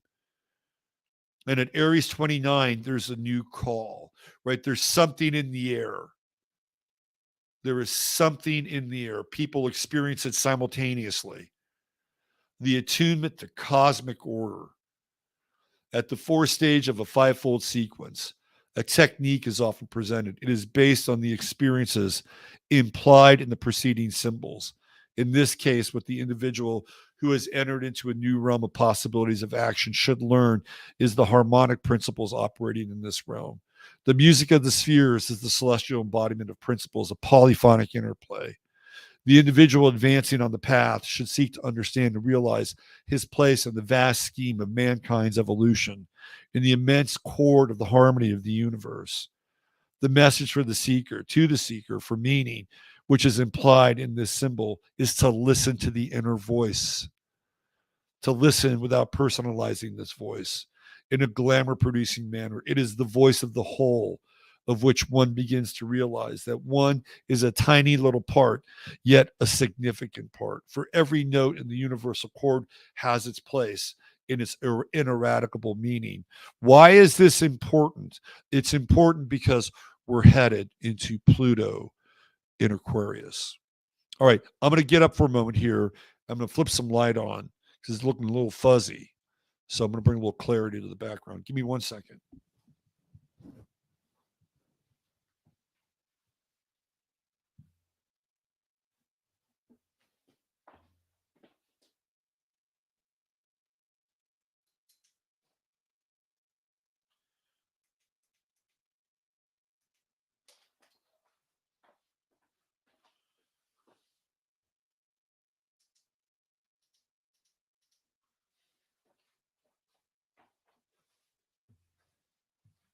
Look at Jasper, man. He's totally conked out.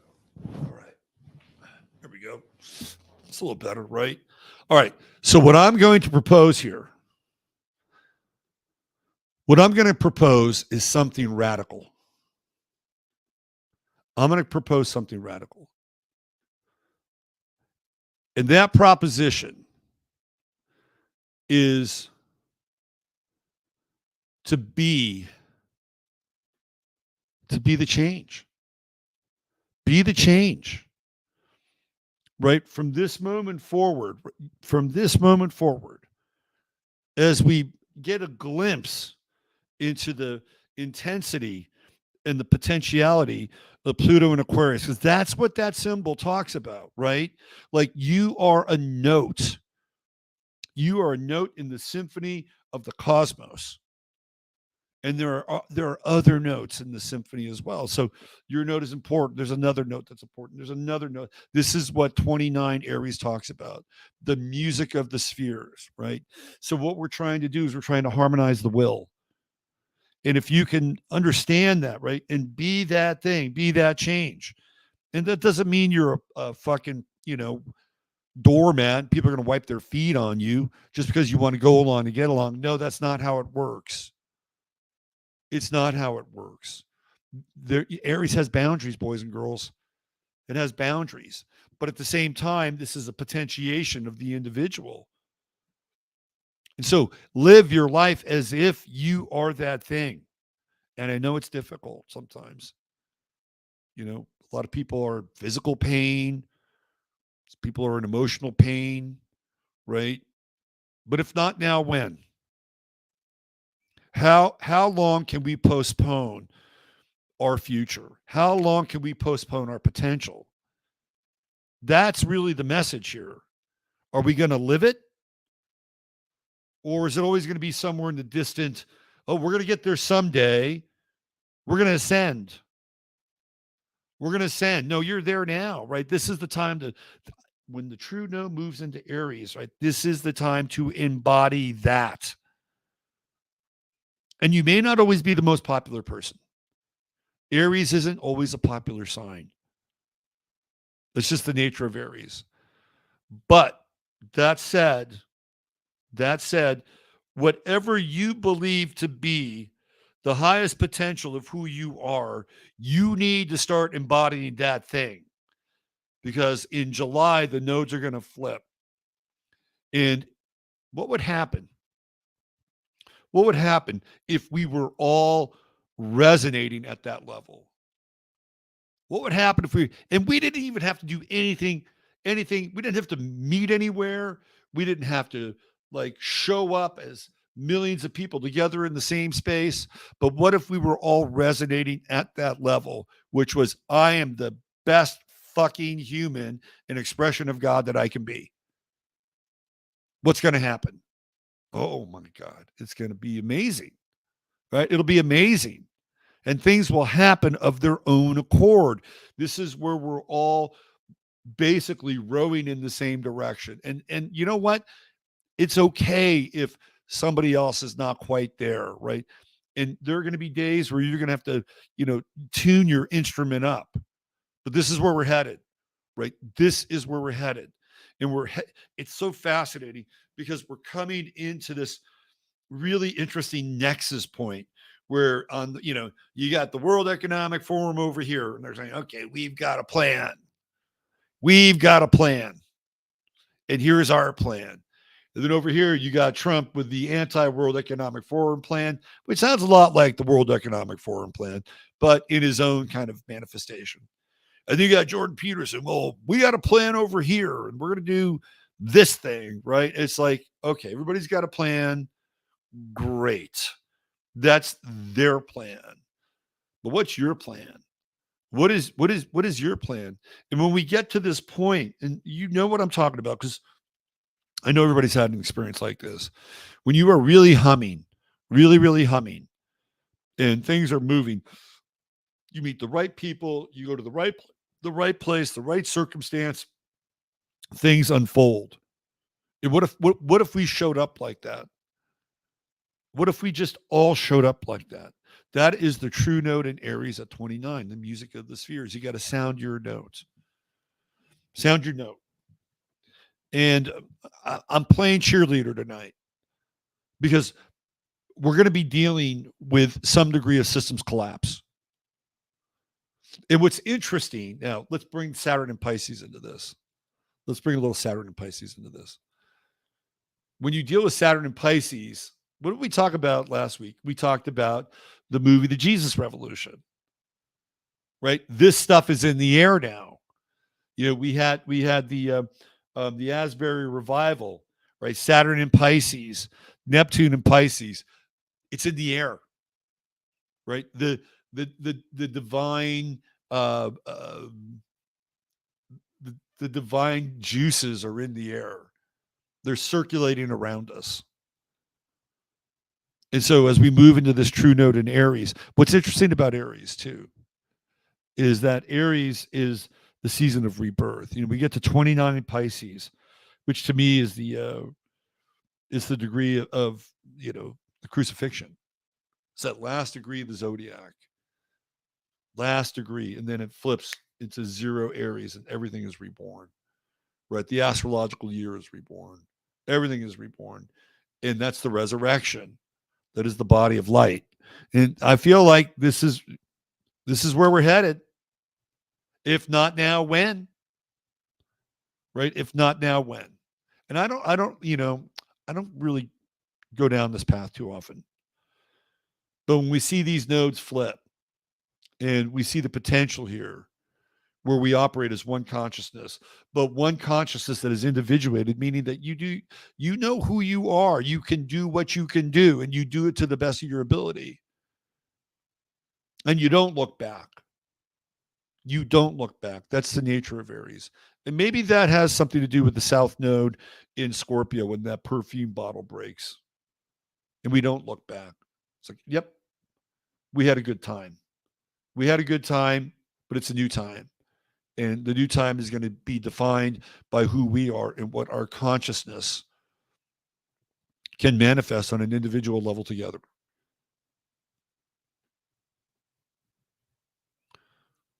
Wouldn't that be cool?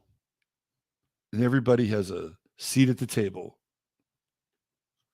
Everybody has a seat at the. Some of this stuff is going to be about deconstruction. That's just the nature of it. That's the nature of it. But as we become witness to the deconstruction, what are we going to replace it with? It all starts with Aries. It all starts with the ability to sound your note. All right. Let's take a little look into some Saturn and Pisces stuff. I had all these interesting sort of factoids with Saturn and Pisces. Does that make sense to you guys? If not now, when? Right? It's now. It is now. Okay. Where are we? So one of the things with Saturn and Pisces, we were looking at this over the weekend, yesterday, and you can see like the relationship with fuel with Saturn and Pisces, and the whole idea of the alpha and the omega. And one of the things that shows up very early, I'll show you guys. We talked about this yesterday. It's pretty interesting. We'll do a little Wikipedia here. We get into 1907. So what's interesting is that on March 22nd, 322, the first taxi cabs with taximeters showed up. That's Saturn and Pisces. So Saturn was in Pisces here in 1907. And you get to see like all these things happen with cars and fuels and fuel, right? Cars and fuel. I think this is the year that Ford starts to mass produce the Model T, if I'm not mistaken. But this is where we have this ramp up with the whole automobile world. Let me see if I can find this. There's a bunch of stuff happening with ships during this time, which I talked about yesterday. Let's see. So the Church of God in Christ becomes the 5th largest African American Pentecostal church. That's all Saturn and Pisces. That happens during this time. Let's see. Where's the Ford stuff? I think it might be 1907. Oh, look at this. This is another Saturn and Pisces moment. Does this sound familiar? It's kind of an SVB moment, actually. October 24th, United States financial crisis is averted when J.P. Morgan, E.H. Harriman, James Stillman, Henry Clay Frick, and other Wall Street financiers create a $25 million pool to invest in the shares on the plunging New York Stock Exchange and the bank panic of 1907. So it's not quite the same time. We're in March and this is October, but it's Saturn in Pisces, and you have these, these oligarchs, sticking their thumbs to plug up the dam so that they can continue to make money, right? So here we go. The Parliament of Finland approves the Prohibition Act, which means they're going to limit alcohol consumption, Saturn in Pisces. But the law was not implemented because it was not ratified by Tsar Nicholas II of Russia. Maybe that's why they're pissed, because he wouldn't ratify their Prohibition Act. No, I think it's deeper than that. The Lusitania starts her maiden voyage. The Lusitania, you'll see this. We saw this with the Lusitania, and we saw this with the Gulf of Tonkin, right? The Lusitania sets up World War I, right? It starts its maiden voyage on September 7th, and then eventually gets blown out of the water. The United States gets drawn into World War I. And then we see this again with Saturn and Pisces with the Gulf of Tonkin. So that's kind of interesting. That happens with Saturn and Pisces. So there are some parallels here with Saturn and Pisces. Let me go to 1908? Let's go to 1908. I think that's one with Ford. All right, so there's a lot of stuff happening with the North and the South Pole during this time. You have Shackleton, right, for going to Antarctica. Right, so you have Shackleton going to Antarctica, and then we have another voyage to the Arctic. Right. So when you get into Pisces, you get into that duality. You get into the, the top and the bottom theoretically, right? The alpha and the omega, the root and the fruit. A lot of fraternities are founded. So we get to see the first car races because they're building up cars. This is what's happening. They want people to buy cars. They want people to start investing in fuel. Get rid of your horses. We got this car thing happening. It's a big deal. It's a really big deal. I think this is the year where they had the big Tunguska event. That's interesting. I think this is the year where Ford has all these the production of the Model T. Let me see if I can find it. Yeah, so right here, official launch of Henry Ford's Model T, the first having left the Ford PK Avenue plant in Detroit, Michigan, on September 27th. The initial price is at $850. So you can see this at Saturn and Pisces at the beginning. It's right here at the beginning. You have, mass assembly. And what is Ford going to do under Saturn and Pisces? Stop making petroleum-based cars, going all in on electric. You can see it, right?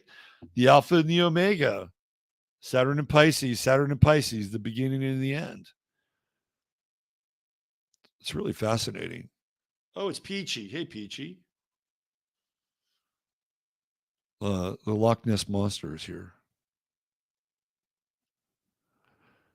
So let's see, what else do we have here?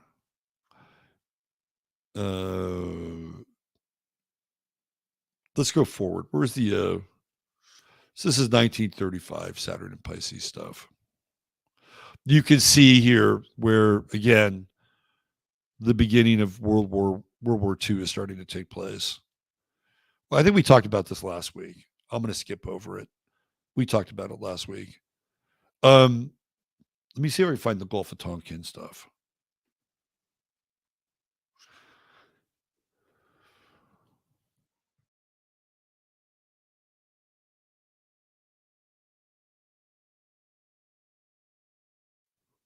Yeah, it's right here.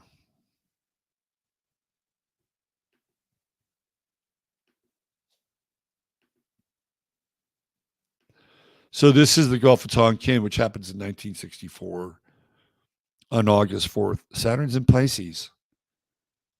And it's, for all intents and purposes, this false flag, which catapults us into the Vietnam War, happens at sea, right? The begin in the Lusitania, which will eventually be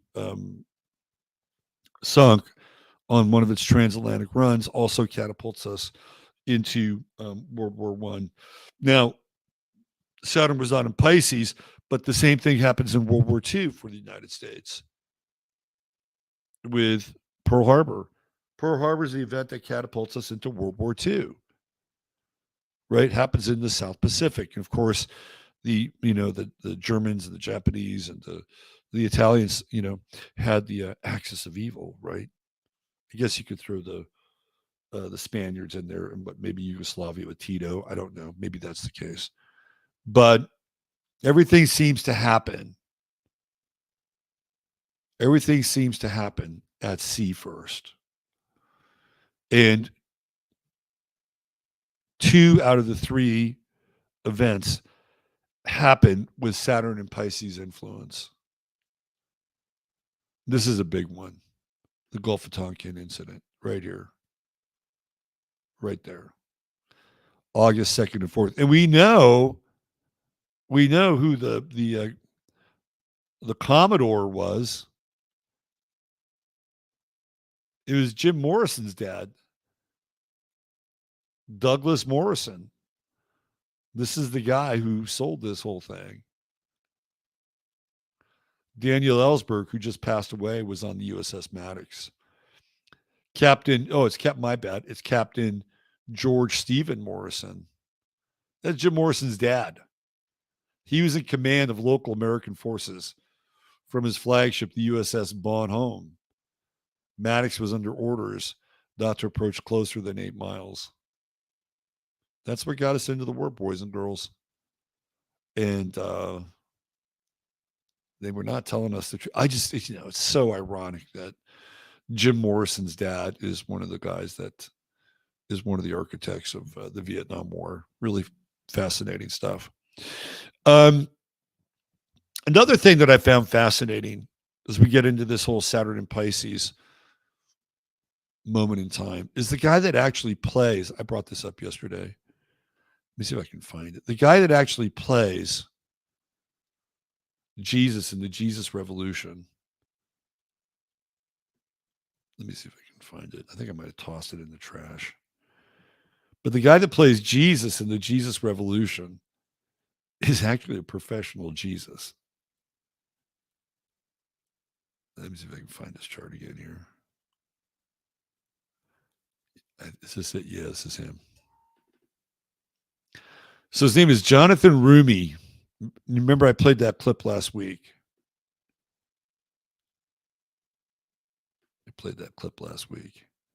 And I'll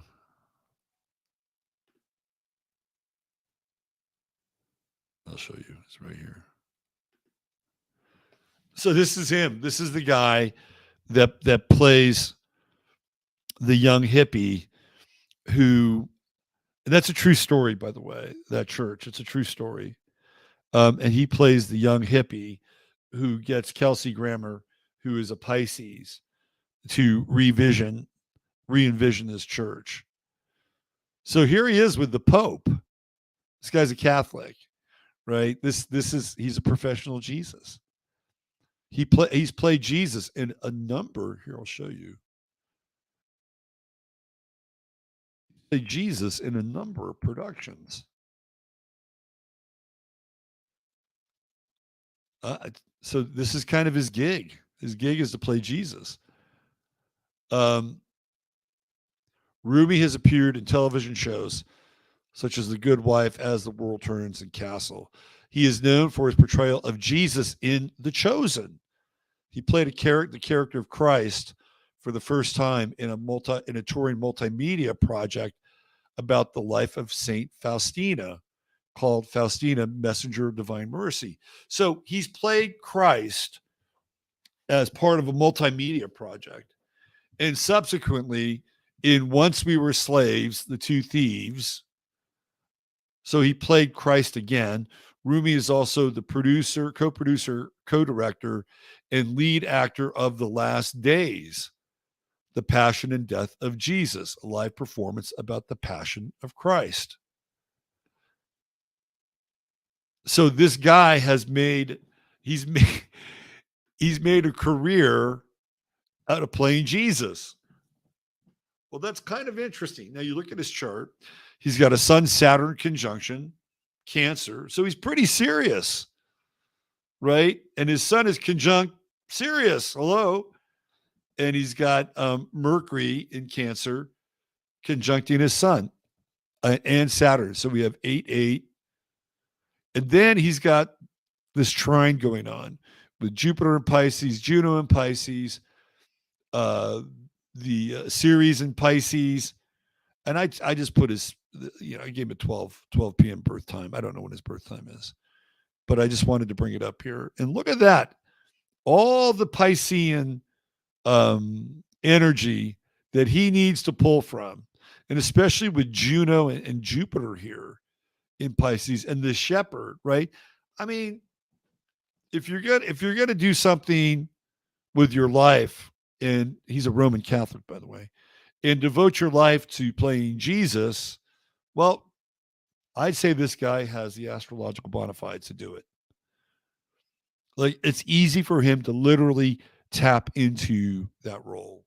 Go over here. He's got the true node in Sagittarius. So he was born in 1974 when we had the Time magazine cover with Electric Jesus, right? Psychedelic Jesus. He's born during literally that time. And I think that that issue came out. Let me see if I can find it. This is really, I love shit like this. Let's do psychedelic Jesus time.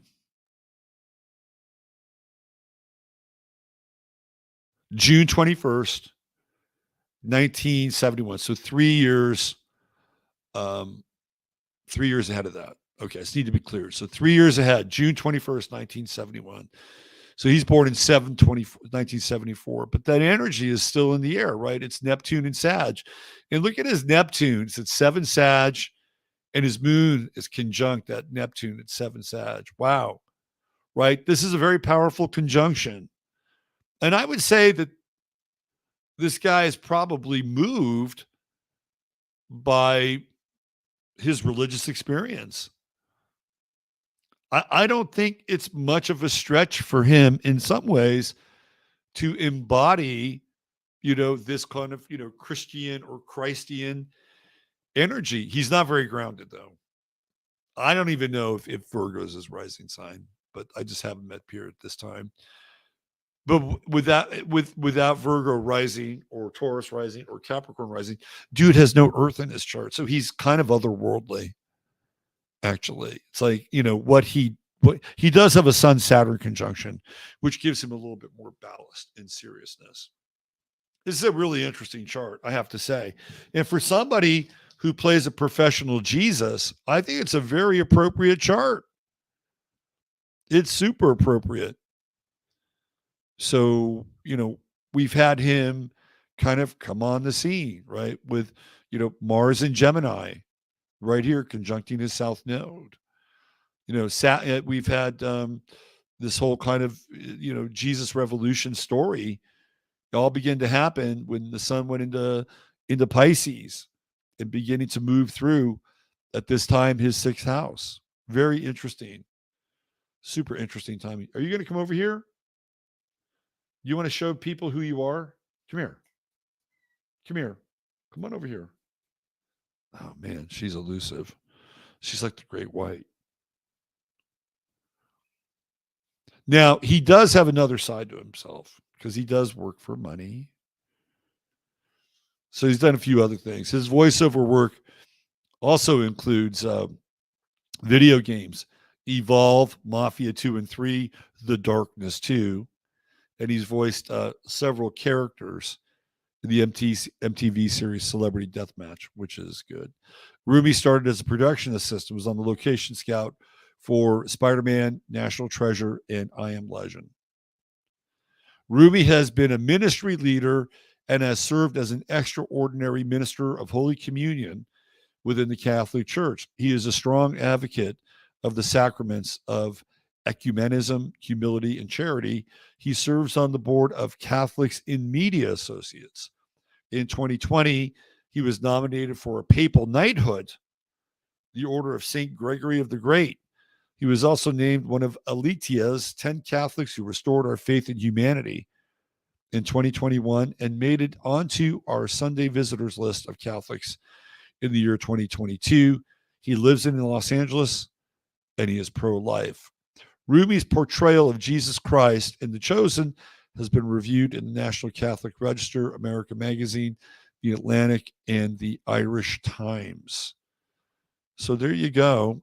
He is literally and figuratively, well, he's literally a professional Jesus and playing the role of the young barefoot visitor to the church in Orange County in the 1970s that opens the church up to a new breed of worshipers. Very interesting. Very interesting. It's rare when you see a disconnect between somebody who plays a role and is the role. Very interesting. Jonathan Rumi, good for you.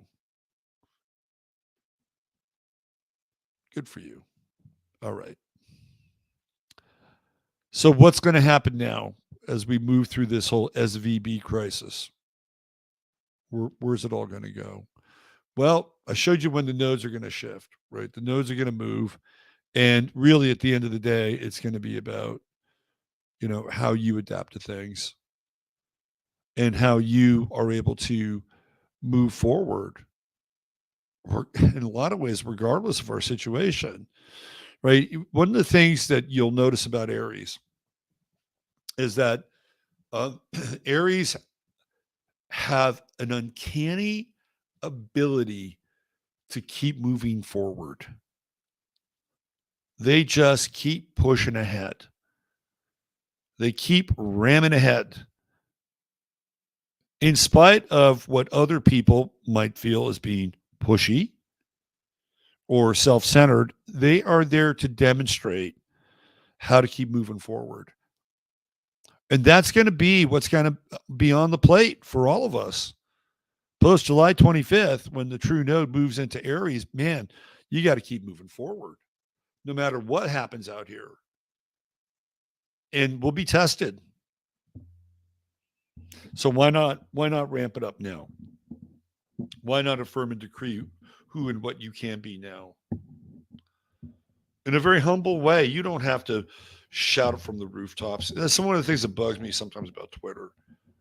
You'll get people who will have these proclamations about who they are. And I'm going to say something. A lot of times they're women. Not that all women.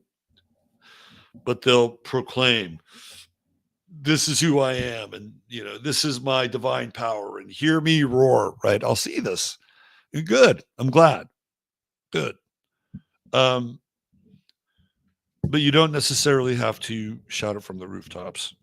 You just have to be it. You just have to be it, and you just have to do it. Be it and do it. And we'll get an opportunity to do just that. Absolutely. It's a great time to be alive. That's what I think. It's a great time to be alive. We're watching things we've never witnessed before. I mean, no matter what you think of scripted reality, I don't think Matt Taibbi is sitting down there in front of these nincompoops showing them how stupid they are because somebody wrote the script for Matt Taibbi to be there. Matt Taibbi is there because he believes in the power of the press. He's a journalist. And we're watching this. We're watching it all happen right before our very eyes. And people say, well, so what? Things are going to happen. Trust me. Things will happen. Things are happening. And even the January 6th stuff. And we all think, well, there's going to be the next shoe to drop. The next shoe to drop, the alien shoe, or maybe the next virus shoe, or the China shoe. And there's shit that's going to happen. Trust me. There are things that are going to happen. But we need to shift our emphasis. And we'll see the next shoe drop. We'll even call it out. The money shoe. That it's going to happen, right? It's going to happen. If they want to move the world into one order and one system, there needs to be one currency. Now, that currency may look different in different parts of the world, but it'll always be one to one. And it'll always have the same kind of virtual pathway or the same kind of digital identification, even if it might be a digital, yen or a digital Deutschmark or a digital US dollar. Digital is the key. Why don't you come on over here? Let me show you to everybody. Come on. Come on, Peachy. Come on, Peachy. Come on over here. Make your debut here. Come on. Come on. Come on. Come over here, sweetie. Come on. Don't go behind there. Come on. You want. Man, she's a woman. Just when you think you're about to get really close, she plays real coy. He goes behind the couch. Anyway, these are really amazing times to be alive, and we're going to witness it, right? And we're going through this kind of the end of the astrological year, and things get dredged up. They're getting dredged up with the South Node. They're going to get dredged up with Saturn and Pisces. We're going to see Pluto hit Aquarius by the end of the month, right? We're going to have a portal into the new world, for better or worse. What a time to be alive. Don't stress, don't fret. Don't do it.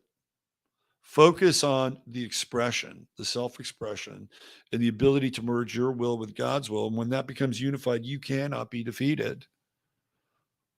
You'll learn, you'll grow through humility. And that's just the way it is, right? But it's going to be a really, really interesting week. Super interesting week. Moon in Scorpio this weekend. Man, did anybody have mother issues this weekend? I kind of did. I love my mother dearly. She's such a fighter, right? She's such a fighter, and she's so tenacious. But man, sometimes we have very different ways of viewing how the future is going to unfold. I'll just leave it that way. I'll leave it there. All right, I'm gonna tap out. Before I do, I need to talk about our sponsor. You guys have been great with my buddy Chris and True Hemp Science. I thought we had what happened here? Cancel. I don't know why this thing is. I look frozen. I don't know why I look frozen. Here, how about that? Can I choose that? Let me remove that. There. Sorry. I don't know why that was like that. I had to stop share. You were just listening to me talk over a static image. True Hemp Science is the sponsor of the show, and I cannot do a show without mentioning my sponsor. Let me go to the True Hemp Science website. So I give you guys.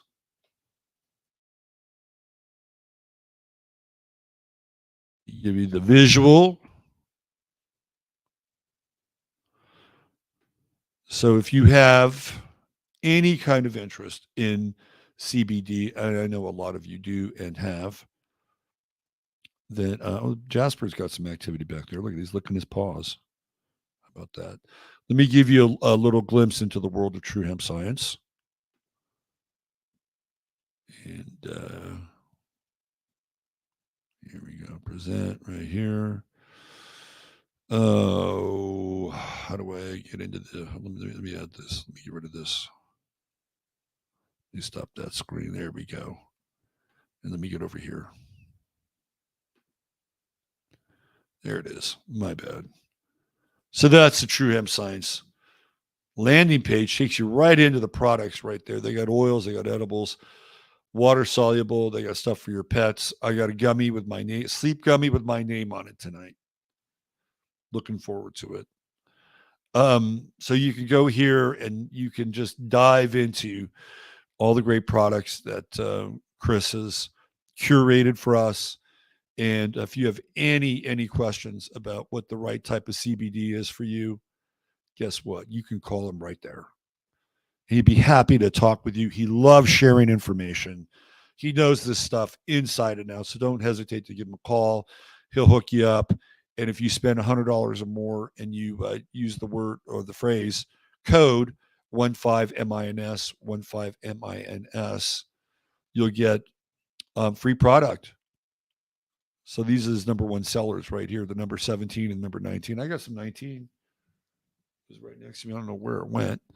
But if you order $100 or more and you use the code word 15MINS, you'll get free product. Spend $150 more and you get free shipping. I can't recommend his products enough. And if you talk to anybody in chat, they'll do the exact same thing. If you want to get a reading, you can go to my website, robertphoenix.com, and you can sign up for a session there. I have an astrological course, which you can also purchase. That's available at my website. And we'll be back on Tuesday with the astro weather and also 15 minutes of flame. So, I usually do the chart of the moment for the week ahead. And I didn't really do it because we were really looking at those nodes as it relates to the whole SVB thing. But tomorrow, the moon is going to move into Sagittarius. We move out of this really intense kind of scorpionic energy where we're really personalizing intensely things that are important to us when it comes to our money, our lifestyle, our energy, right? So the astral weather lightens up a little bit tomorrow as the moon moves into Sagittarius. We get into some squares with some of the Pisces material, right? It's a bit more irreverent. Think of the Sagittarian moon as being sort of the irreverent Irish Catholic who likes to have a belt or two, right? It's kind of like that, but there's more irreverence in the air tomorrow. And moving through Tuesday, people are less willing to deal with the heavyweight nature of so-called sacred cows. So don't be afraid to crack a joke or two, right? Or to indulge in a little irreverence come Monday, Tuesday. So I think that's really how we start the week off, with a celebration of your reverence and not taking things too seriously. All right, I'm out of here. Thank you for being here, Chataria. You're great. Mods, thanks for being here as well. Use your head in order to discern what's real, your heart to stay up what's possible. It's always a pleasure to be with you here on Sunday night. And next Sunday night, we'll be back again. And maybe we'll open it up and we'll do kind of a marathon show. We'll do like a 3.5 hour show. But I hope you got tonight's message. Take care. Don't stress out. The lilies of the field, they toil not. Right? All right. Take care. Bye for now.